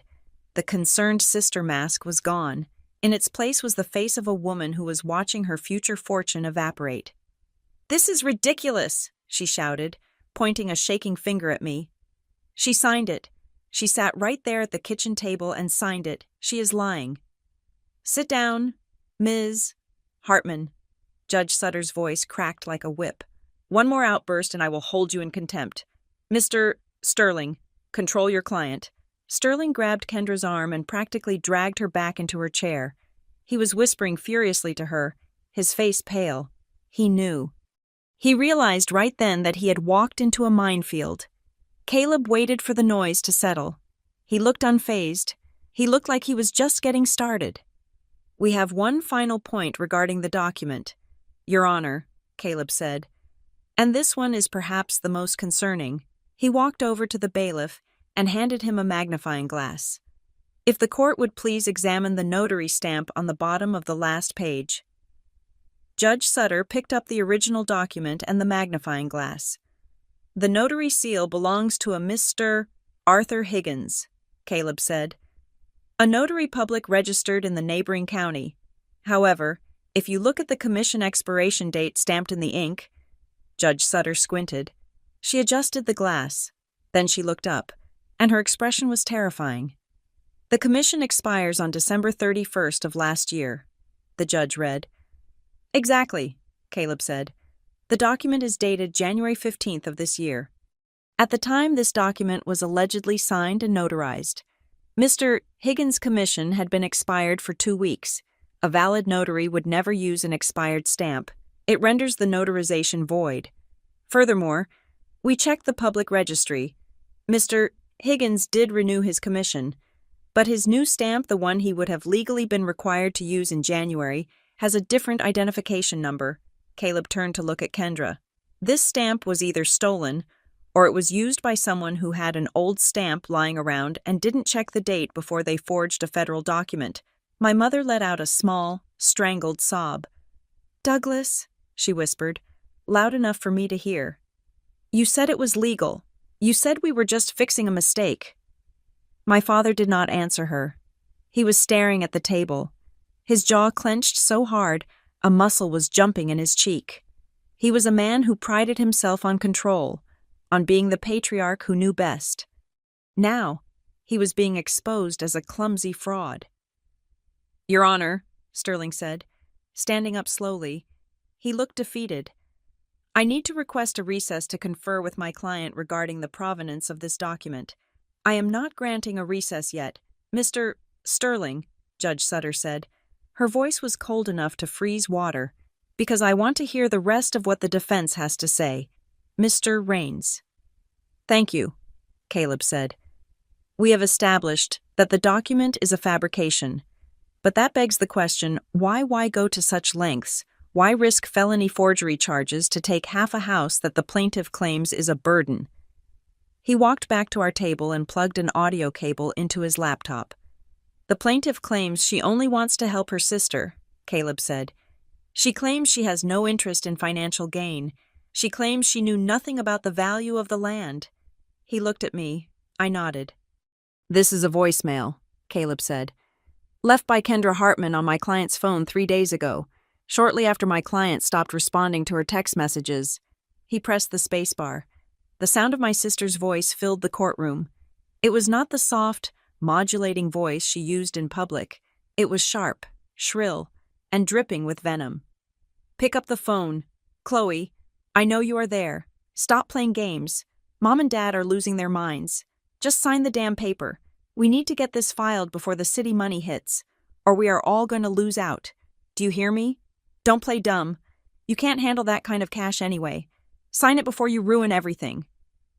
The recording ended. The silence that followed was absolute. It was the silence of a vacuum. Kendra sat frozen. Her face had gone past red and turned a sickly shade of gray. She looked like she had been slapped. The audio recording had stripped her naked in front of the court. There was no concern. There was no burden. There was only city money and cash. My mother put her face in her hands. My father closed his eyes. They had not known about the voicemail. They knew about the plan. Yes, they knew about the goal, but they had not known that their daughter, their golden child, had been so reckless, so arrogant, as to scream her motive into a digital recorder. Judge Sutter slowly took off her glasses. She placed them on her desk. She folded her hands. She did not look at the lawyers. She looked directly at Kendra. "Ms. Hartman," the judge said. Kendra did not move. "Ms. Hartman, look at me." Kendra raised her head. Her eyes were wide, filled with the panic of a trapped animal. "The phrase, city money," the judge said, enunciating each syllable clearly. "Would you care to explain to this court exactly what city money you were referring to?" Kendra opened her mouth, but no sound came out. She looked at her lawyer, but Sterling was busy studying the grain of the wood on the table. He was distancing himself. He was already calculating how to withdraw from the case without getting disbarred. Kendra croaked. "I just meant property values. Generally, Judge Sutter repeated. You warned your sister to sign before the city money hits. That implies a specific event, a specific timeline, a specific payout." The judge leaned forward. "I asked you at the beginning of this hearing if you knew about the Riverline Renewal Project. You said no. You said you had no knowledge of any buyouts." "I heard rumors," Kendra stammered, tears starting to spill over. But they were not the pretty, sympathetic tears she had planned. They were ugly, messy tears of guilt. "Just rumors. Rumors don't have deadlines," Judge Sutter said. "And rumors don't make people forge legal documents using expired notary stamps." The judge turned to my father. "And you, Mr. Robinson? You clapped when your daughter claimed the house was hers. Did you know about this city money?" My father looked up. He looked old. The arrogance was gone. "I thought it would be best for the family to keep the assets together." "That is not what I asked," the judge snapped. She looked at the entire group of them, the sister, the mother, the father, the family that had supposed to be my safety net. "It appears," Judge Sutter said, "that this court has been used as an instrument of fraud, and I do not take kindly to being used." She turned to Caleb. "Mr. Rains, does the defense have any further evidence regarding the plaintiff's knowledge of the city project?" Caleb smiled. It was a small, tight smile. "As a matter of fact, Your Honor," he said, picking up the piece of paper I had retrieved from the city archives, the one with my father's email address on it. "We do. I watched them. I watched the realization hit them that it wasn't just over. It was catastrophically over. They had come for my house. Now, they were about to lose their reputations, and perhaps their freedom." "Proceed," Judge Sutter said. The air in the courtroom had shifted from the stale, bureaucratic atmosphere of a civil dispute to the sharp, electric tension of a criminal investigation. My sister, Kendra, was still shrinking into her chair following the exposure of her voicemail, her face a mask of ruined arrogance. My father was staring at his hands, and my mother was weeping silently, a performance that no longer garnered any sympathy from the bench. But Caleb Rains was not done. He checked his watch, then looked toward the double doors at the back of the room. "Your Honor, the defense calls Mr. Anthony Rossi to the stand." A ripple of confusion went through the room. Mr. Sterling, the opposing counsel, stood up, his brow furrowed. "Objection, Your Honor. Mr. Rossi was not on the original witness list provided during the initial discovery phase. We filed an emergency amendment this morning at 8 o'clock. Caleb replied calmly. Given the nature of the financial discrepancies we uncovered late last night, his testimony is essential to determining the true intent behind the plaintiff's actions. Judge Sutter looked at her clerk, who nodded and handed her a fresh sheet of paper. The judge scanned it, her lips pressing into a thin line. "Aloud," she said. The doors opened, and a man in a gray suit walked in. He looked nervous. He was clutching a leather portfolio as if it were a shield. He took the stand, swore the oath, and sat down, avoiding eye contact with the plaintiff's table. "Please state your name and occupation for the record." Caleb said, "Anthony Rossi. I am a senior loan officer at Wexford Valley Savings and Loan." "Thank you. Mr. Rossi, are you familiar with the property at 412 Juniper Ridge Road?" "I am," Rossi said. "And are you familiar with the defendant, Ms. Chloe Robinson?" Rossi hesitated. He looked at me, then looked back at Caleb. I am familiar with the file under her name, yes, but I have never met Ms. Robinson in person until today. I felt a cold prickle on the back of my neck.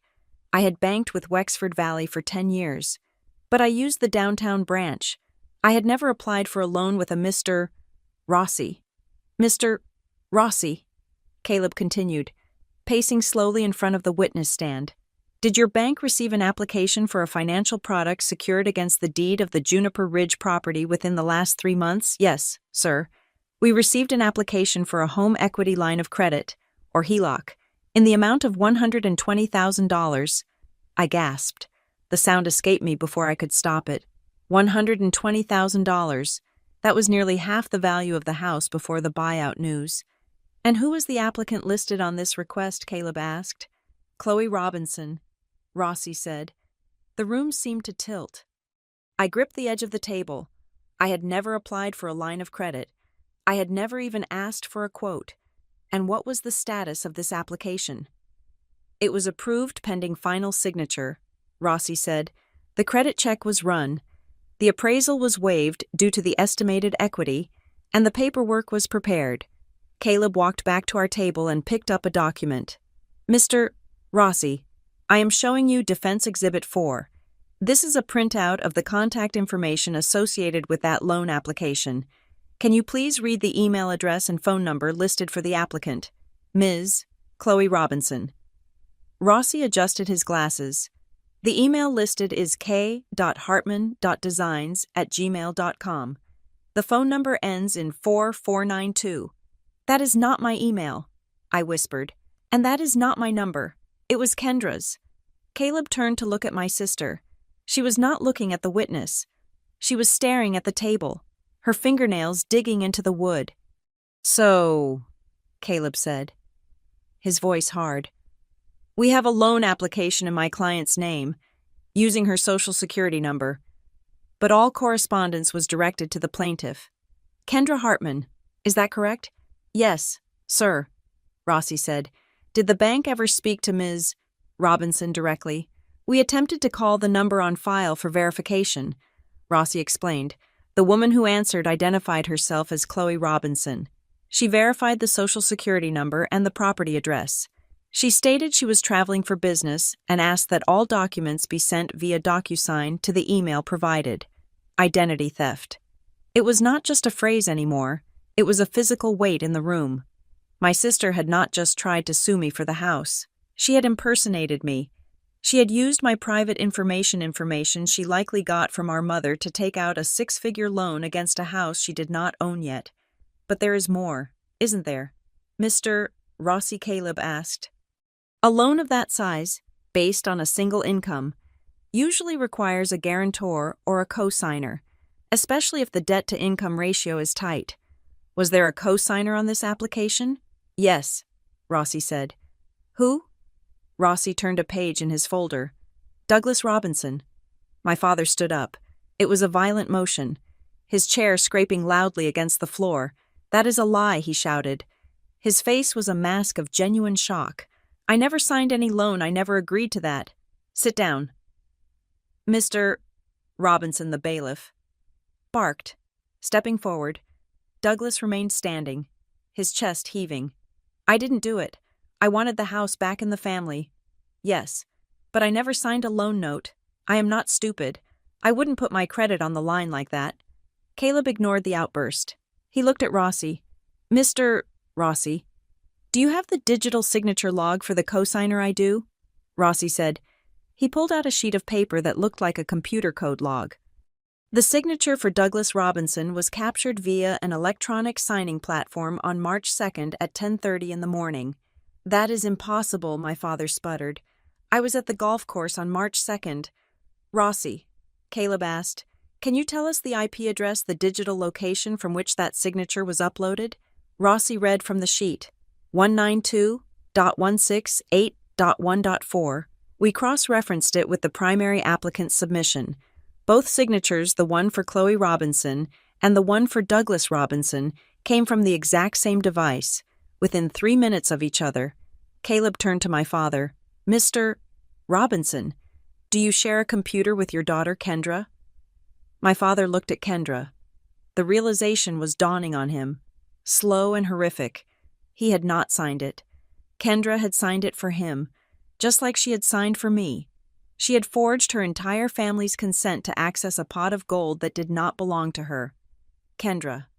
My father roared. What did you do? Kendra stood up, her composure finally shattering completely. I was fixing it, she screamed, her voice shrill and desperate. I needed the cash flow to pay off the bridge loan I took for the business. I was going to pay it back as soon as the city money came in. It was just a bridge. I was helping everyone. You forged their names. Kendra, Mr. Sterling whispered, horror written all over his face. He began to pack his briefcase. I cannot represent this. I cannot be a party to this. Kendra turned to me, her eyes wild. You asked me to do it, she shouted, pointing an accusatory finger. You told me you were overwhelmed. You said, Kendra, handle the paperwork. I don't understand the taxes. You begged me to help you. I sat there, feeling a strange sense of detachment. The pieces were all falling into place.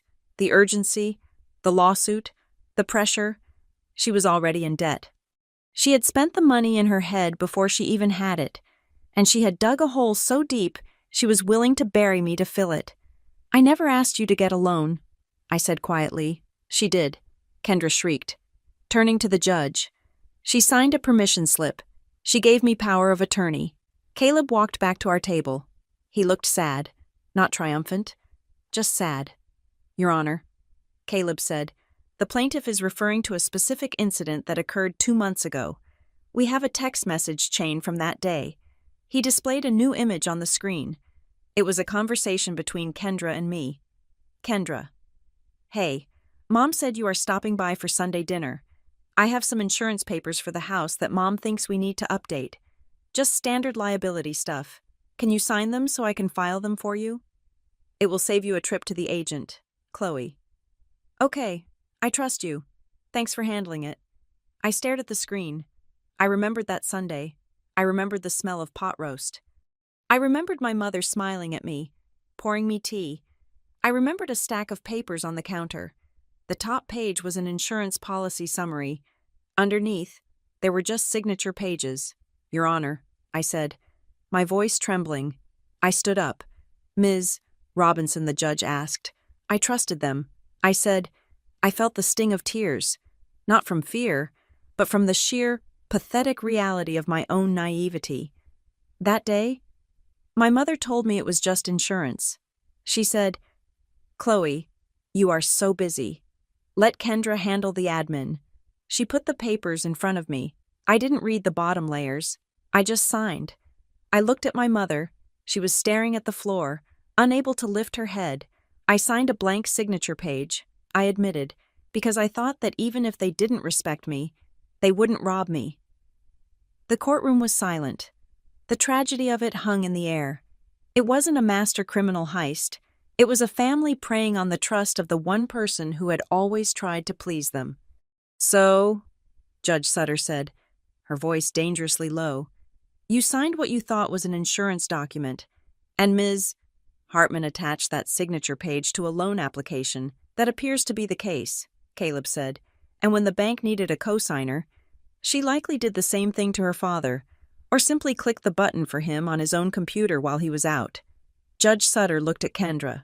The judge's face was hard, stripped of all judicial patience. Ms.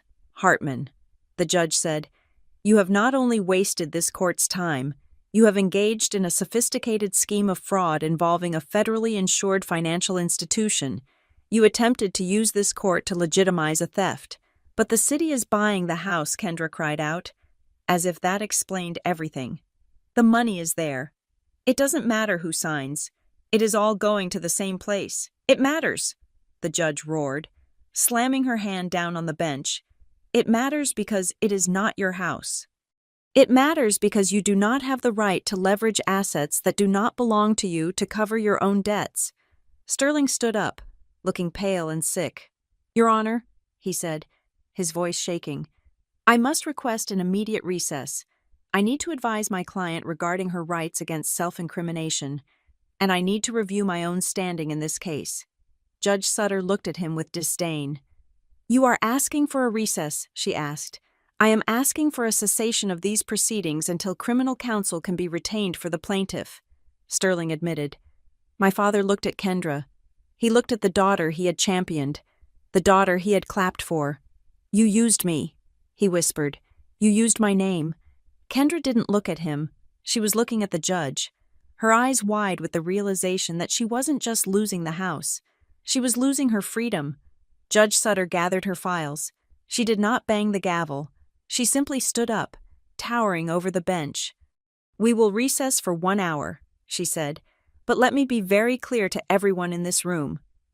She looked directly at my parents, then at Kendra, and finally, she let her gaze rest on me with a look of profound apology. "This is no longer just a property dispute," she said. "This is a crime scene, and when I return, I expect the district attorney's office to be present." She swept out of the room. The bailiff moved to stand between Kendra and the exit. I sat back down in my chair.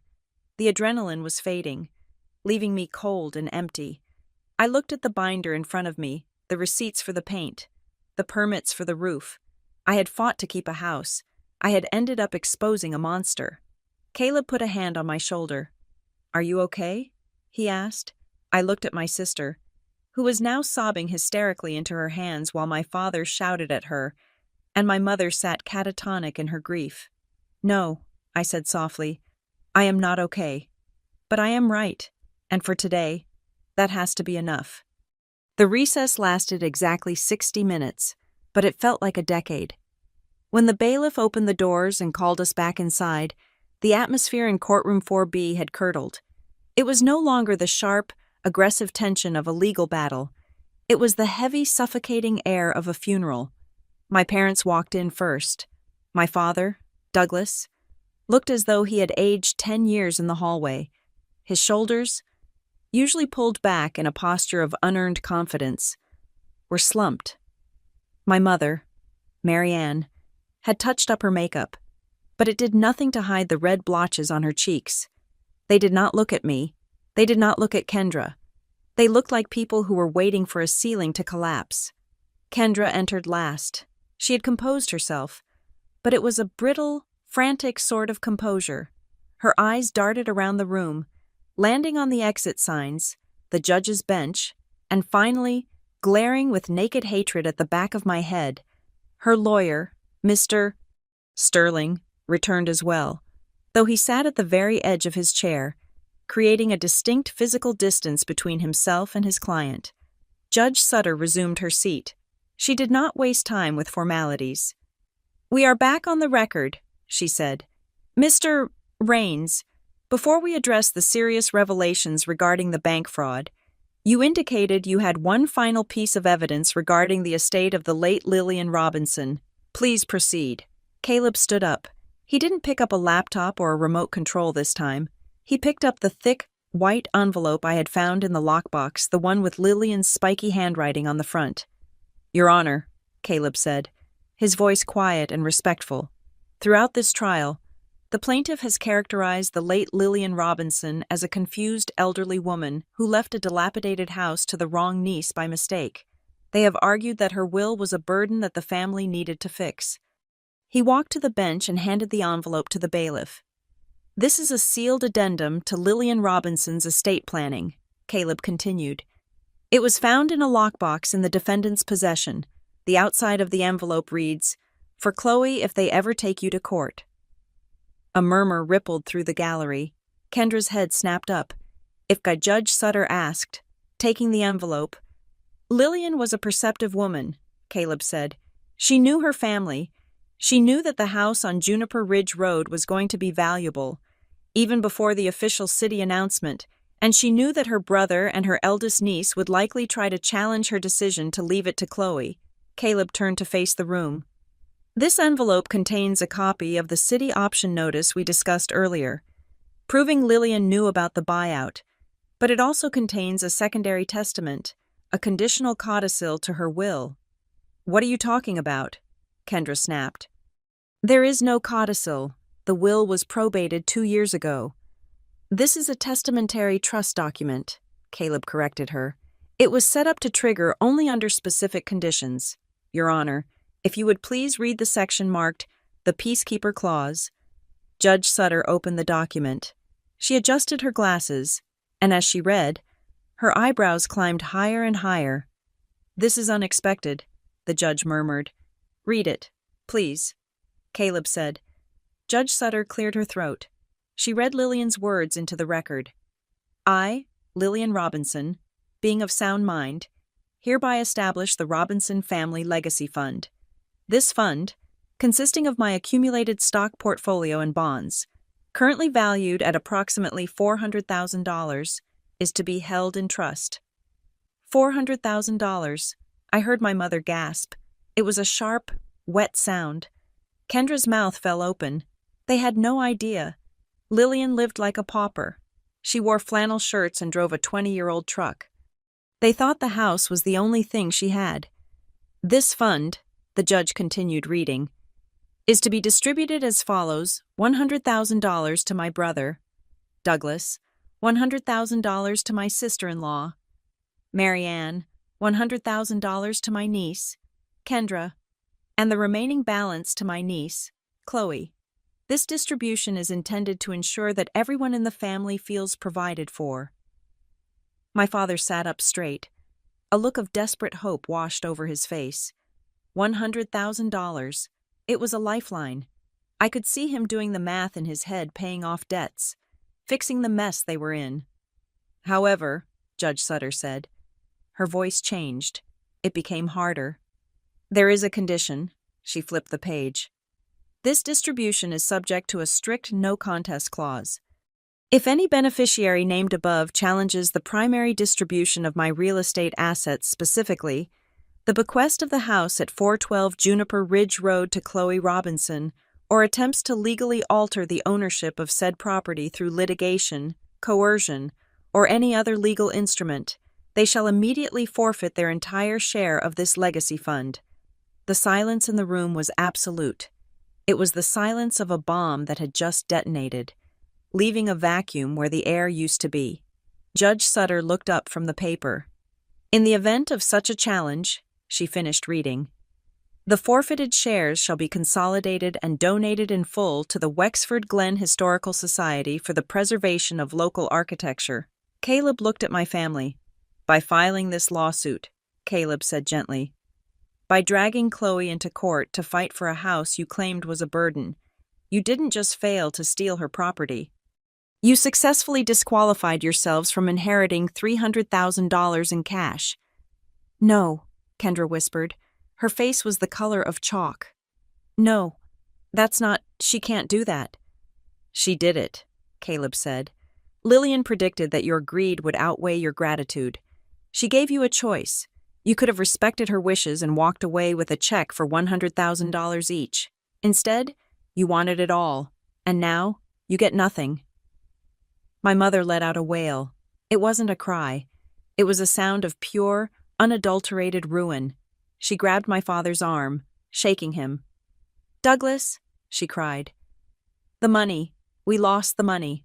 My father stared at the judge, his mouth working silently.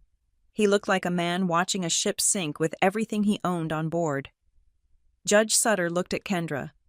Ms. Hartman, she asked, her voice tinged with a dark curiosity. Did you know about this fund? No, Kendra screamed. She stood up, knocking her chair over. She never told us. That old hag never told us she had money. She dressed like a hobo. How were we supposed to know? You weren't supposed to know, I said. I spoke for the first time in an hour. My voice was steady, cutting through the chaos. That was the test. Kendra, Lillian wanted to know if you were capable of being a sister, or if you were just a vulture. I think we have the answer. You knew, Kendra shrieked, pointing at me. You knew and you let us walk into this trap. I found out today, I said. Just like you. The difference is, I didn't need a bribe to respect her wishes. My mother was sobbing uncontrollably now. We needed that money, she moaned.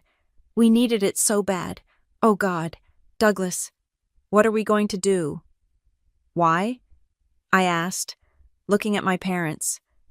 Why did you need it so bad? You have your pension.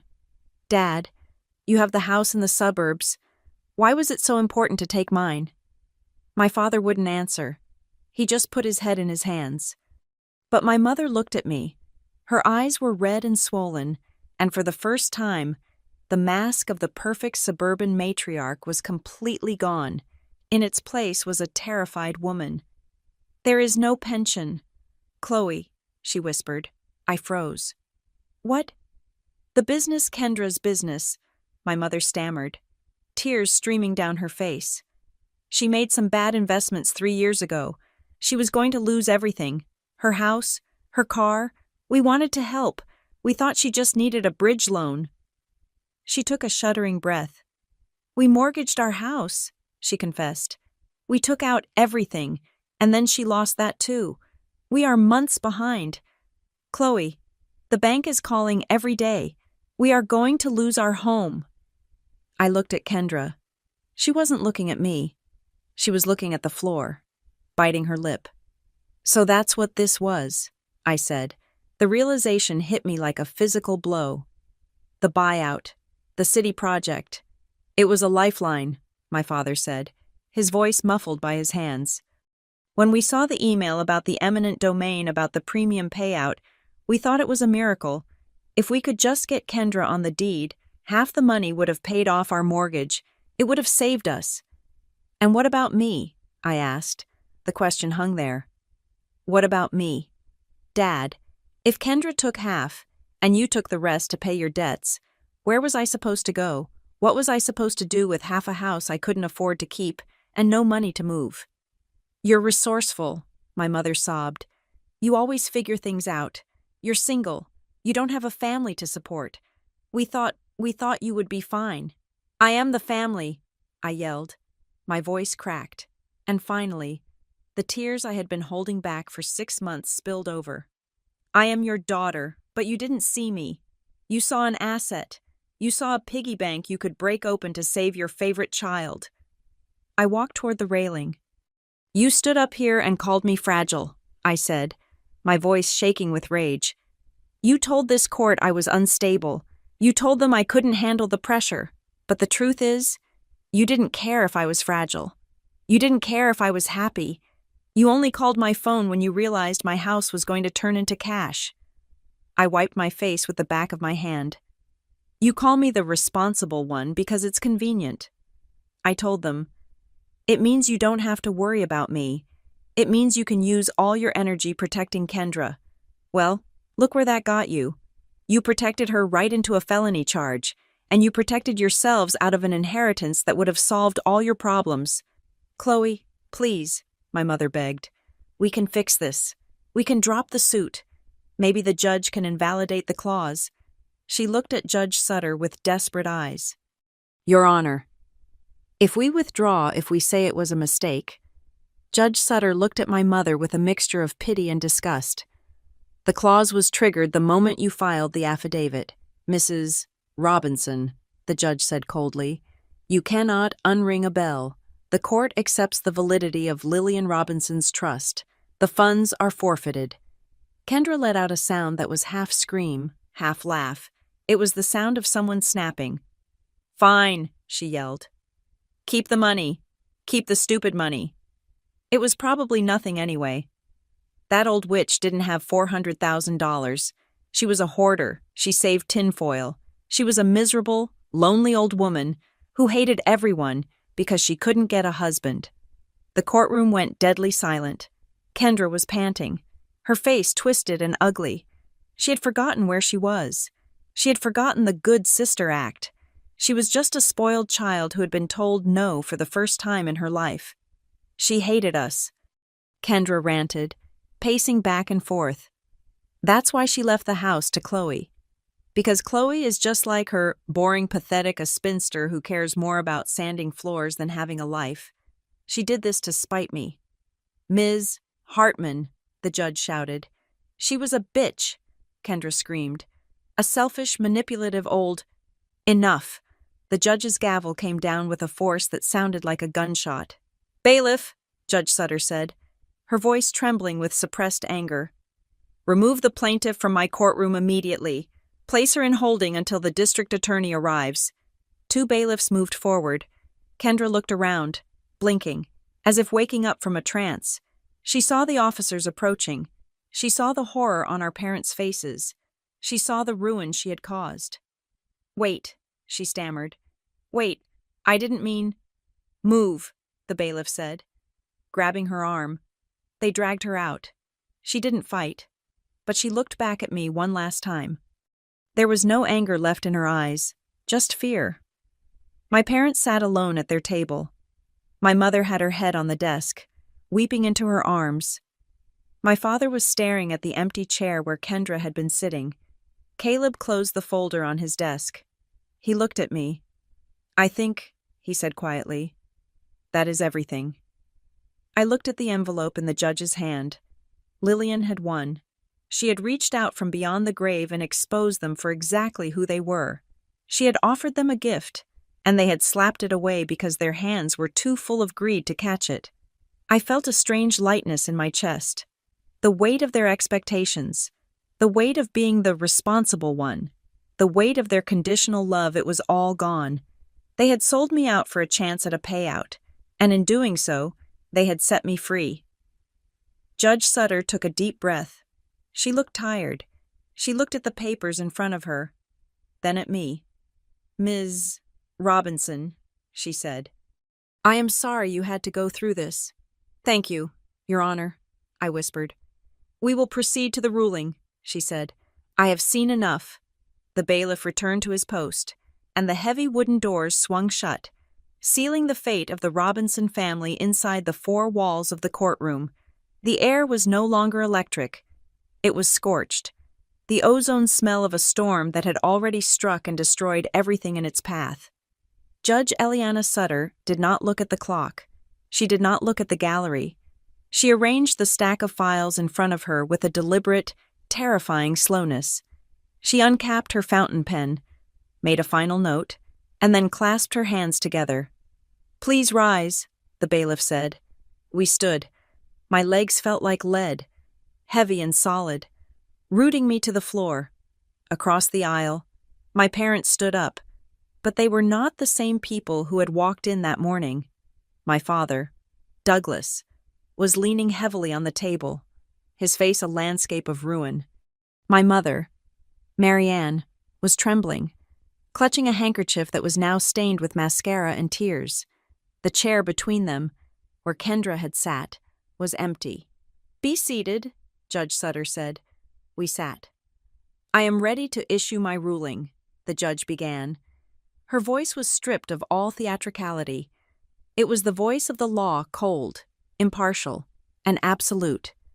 In the matter of Hartman versus Robinson, case number CV202240911, regarding the ownership of the property at 412 Juniper Ridge Road, she looked at the empty chair. The court finds that the plaintiff, Kendra Hartman, has failed to provide any credible evidence of a verbal or written contract regarding shared ownership. The document presented as Exhibit A has been proven, through forensic metadata and expert analysis, to be a fabrication created months after the alleged date of signing. Furthermore, the use of an expired notary stamp indicates a deliberate and clumsy attempt to defraud this court. She turned her gaze to me. Therefore, the plaintiff's request for a declaratory judgment and constructive trust is denied in its entirety. The court affirms that Ms. Chloe Robinson is the sole, legal, and exclusive owner of the property in question, pursuant to the valid last will and testament of Lillian Robinson. I let out a breath I felt like I had been holding for 2 years. My shoulders dropped. It was over. The house was safe. But Judge Sutter was not finished. "However," she continued, her voice hardening, "this court cannot ignore what transpired here today. We have witnessed evidence of identity theft, bank fraud, and the forgery of legal instruments. These are not civil matters. These are felonies." My mother let out a small, strangled whimper. "I am directing the court clerk to forward the entire transcript of these proceedings.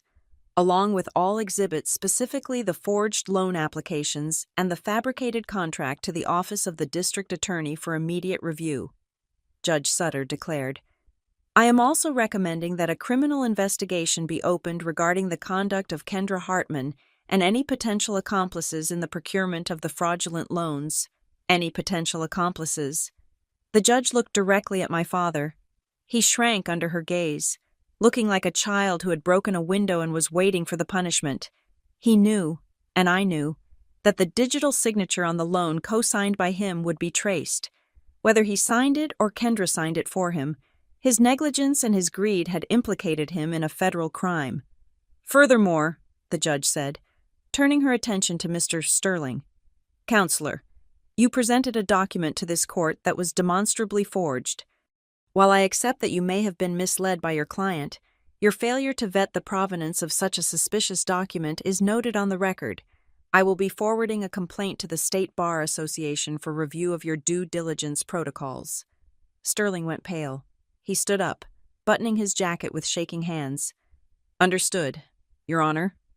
"Finally," Judge Sutter said, looking at me, "Ms. Robinson." "Yes, Your Honor," I said. "I am issuing a permanent restraining order against Kendra Hartman. She is to have no contact with you, directly or indirectly. She is not to come within 500 feet of your home or your place of employment. Given the financial predation we have seen today, I am also suggesting you lock your credit and conduct a full audit of your accounts." She paused, and her expression softened. Just for a moment. "You have defended your home, Ms. Robinson. I hope you find some peace in it." She banged the gavel. "Case closed." The sound was final. It echoed off the mahogany walls, signaling the end of the war. Mr. Sterling did not look at my parents. He packed his briefcase with frantic speed and practically ran out of the courtroom, likely rushing to distance himself from the radioactive fallout of the Robinson family. I stood up and began to pack my binder. My hands were shaking, not from fear, but from the adrenaline crash. I felt lightheaded. My parents remained seated. They looked paralyzed. They had walked in here expecting a victory lap, expecting to strip me of my assets to save themselves from their own financial incompetence. Instead, they had lost everything. They had lost the lawsuit. They had lost the inheritance from Aunt Lillian. They had lost their reputation. And very soon, they might lose their freedom. I picked up my binder and turned to leave. I had to walk past them to get to the aisle. I didn't look down. I kept my eyes on the double doors at the back of the room. "Chloe?" The voice was weak. It was my mother. I stopped. I didn't turn my body, just my head. She was looking up at me, her eyes red and desperate. She reached out a hand, as if to touch my sleeve, but stopped short. "Chloe, wait," she whispered. "We need to go home. We need to sit down and figure this out. The district attorney, if you talk to them, if you tell them it was just a misunderstanding." I looked at her hand. It was the same hand that had signed the affidavit calling me unstable. It was the same hand that had clapped when Kendra declared my house was hers. "There is nothing to figure out," I said. "We are your parents," my father croaked. His voice was raspy. "You can't let them take us to jail. You can't let them ruin Kendra. She has children." "Kendra ruined Kendra," I said calmly. "And you helped her." "We were trying to survive," my mother cried. "We are drowning. Chloe, we are going to lose our house." "Then I suggest you learn how to rent," I said. "I hear the market is competitive." I walked away. I walked down the aisle, the sound of my heels clicking on the floor, the only sound in the room. I pushed open the heavy doors and stepped out into the hallway. The hallway was crowded with people waiting for other cases. Lawyers on phones, bailiffs moving prisoners. Near the elevators, I saw Kendra. She had been released from the holding cell, likely pending formal charges. She was standing with Mr. Sterling, who was shouting at her in a hushed, furious whisper. Her hair was messy, her expensive cardigan was wrinkled, and her face was streaked with tears. When she saw me, she shoved past her lawyer. She marched toward me, her eyes wild with a mixture of terror and rage. "You think you won?" she screamed. her voice echoing off the marble walls. People stopped to look. You think you are special now? You are nothing. You are just a selfish, lonely bitch who stole my money. You ruined this family. I stopped. I looked at her. I looked at the sister I had spent 30 years trying to please. I looked at the woman I had shared a bedroom with, the woman I had covered for, the woman I had loved. I felt absolutely nothing. The anger was gone. The hurt was gone. There was only a vast, empty space where my sister used to be. I didn't win, I said, my voice quiet but clear enough for her to hear. I just finally stopped losing myself. I turned my back on her. I hate you, she screamed after me. I hope you rot in that house. I hope it falls down on top of you. I kept walking. I walked out of the courthouse, past the security checkpoint, and into the cool, gray afternoon. The rain had stopped. The air smelled of wet pavement and ozone. I got into my car and drove. I didn't go to Northgate Meridian Claims. I didn't go to a bar to celebrate. I drove straight to Wexford Glen. When I turned onto Juniper Ridge Road, the sun was just starting to break through the clouds. The light hit the river, turning the gray water into a ribbon of silver. I pulled into the driveway of number 412. The house sat there, solid and unmoving. The paint I had applied was drying in the sun. The roof I had patched was holding strong. It wasn't a mansion. It wasn't a palace. It was a craftsman bungalow with a squeaky porch step and a drafty hallway. But it was mine. I unlocked the front door and stepped inside. The silence of the house welcomed me. It wasn't the lonely silence my father had warned me about. It was the silence of peace. It was the silence of a space that no longer needed to be defended. I walked into the kitchen. I ran my hand over the backsplash tiles I had cut and placed with my own fingers. I remembered the night I installed them, listening to a podcast, drinking cheap wine, feeling exhausted but proud. They had tried to take this feeling from me. They had tried to tell me I was too weak to own my own labor. I went to the living room and opened the windows. The fresh river breeze blew in, chasing away the stale air of the courtroom. I thought about the money. The buyout was real. The city announced the project formally 2 weeks later. The letter came in the mail, offering exactly what Caleb had predicted, 150% of the market value, plus a relocation bonus. It was a staggering amount of money, combined with the portion of Aunt Lillian's trust that had been forfeited by my family. I was suddenly a wealthy woman. I didn't buy a yacht. I didn't move to a penthouse in the city. I took the buyout, and I negotiated a timeline that allowed me to stay in the house for 6 more months before the demolition crews arrived. I spent those 6 months saying goodbye to the place that had saved me, and then I created the Lillian Robinson Grant. I used the money to start a foundation. It was a small fund, designed specifically to help single women divorced, widowed, or just independent secure down payments for their first homes. The application process was simple. No credit checks, no character witnesses from parents. Just a question: what would owning your own home mean to you? It wasn't revenge. Revenge is static. It keeps you tied to the people who hurt you. This was transformation. I was taking the greed that had destroyed my family and turning it into the very thing they had tried to deny me: independence.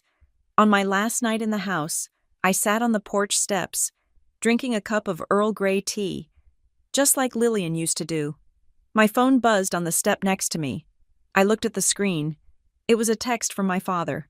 "Chloe, please, the DA is filing charges tomorrow. We need to talk. We are family." I looked at the words. We are family. They had used that word like a weapon for as long as I could remember. They used it to silence me, to rob me, and to erase me. They thought family meant obligation. They thought it meant I owed them my life. I picked up the phone. I could have replied. I could have told them that actions have consequences. I could have told them that I hoped their lawyer was better than the one they used for the fraud. But I didn't. I realized that explaining myself to them was just another form of begging to be heard, and I was done begging. I turned the phone over, placing it face down on the wood. I sipped my tea. I listened to the river. I listened to the wind in the trees. For the first time in 34 years, the only voice I needed to hear was my own. I didn't block them. I just didn't answer. And in that silence, I found the only victory that mattered. Thank you so much for listening to my story. It was a long journey from that courtroom to where I am now, but I am stronger for it. I would love to know where you are tuning in from. Please drop a comment below and let me know which country or city you are listening from.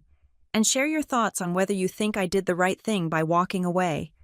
If you enjoyed this story, please subscribe to the Maya Revenge Stories channel, like this video, and hit that hype button so we can share this message of independence with more people. Stay strong, and remember your life belongs to you.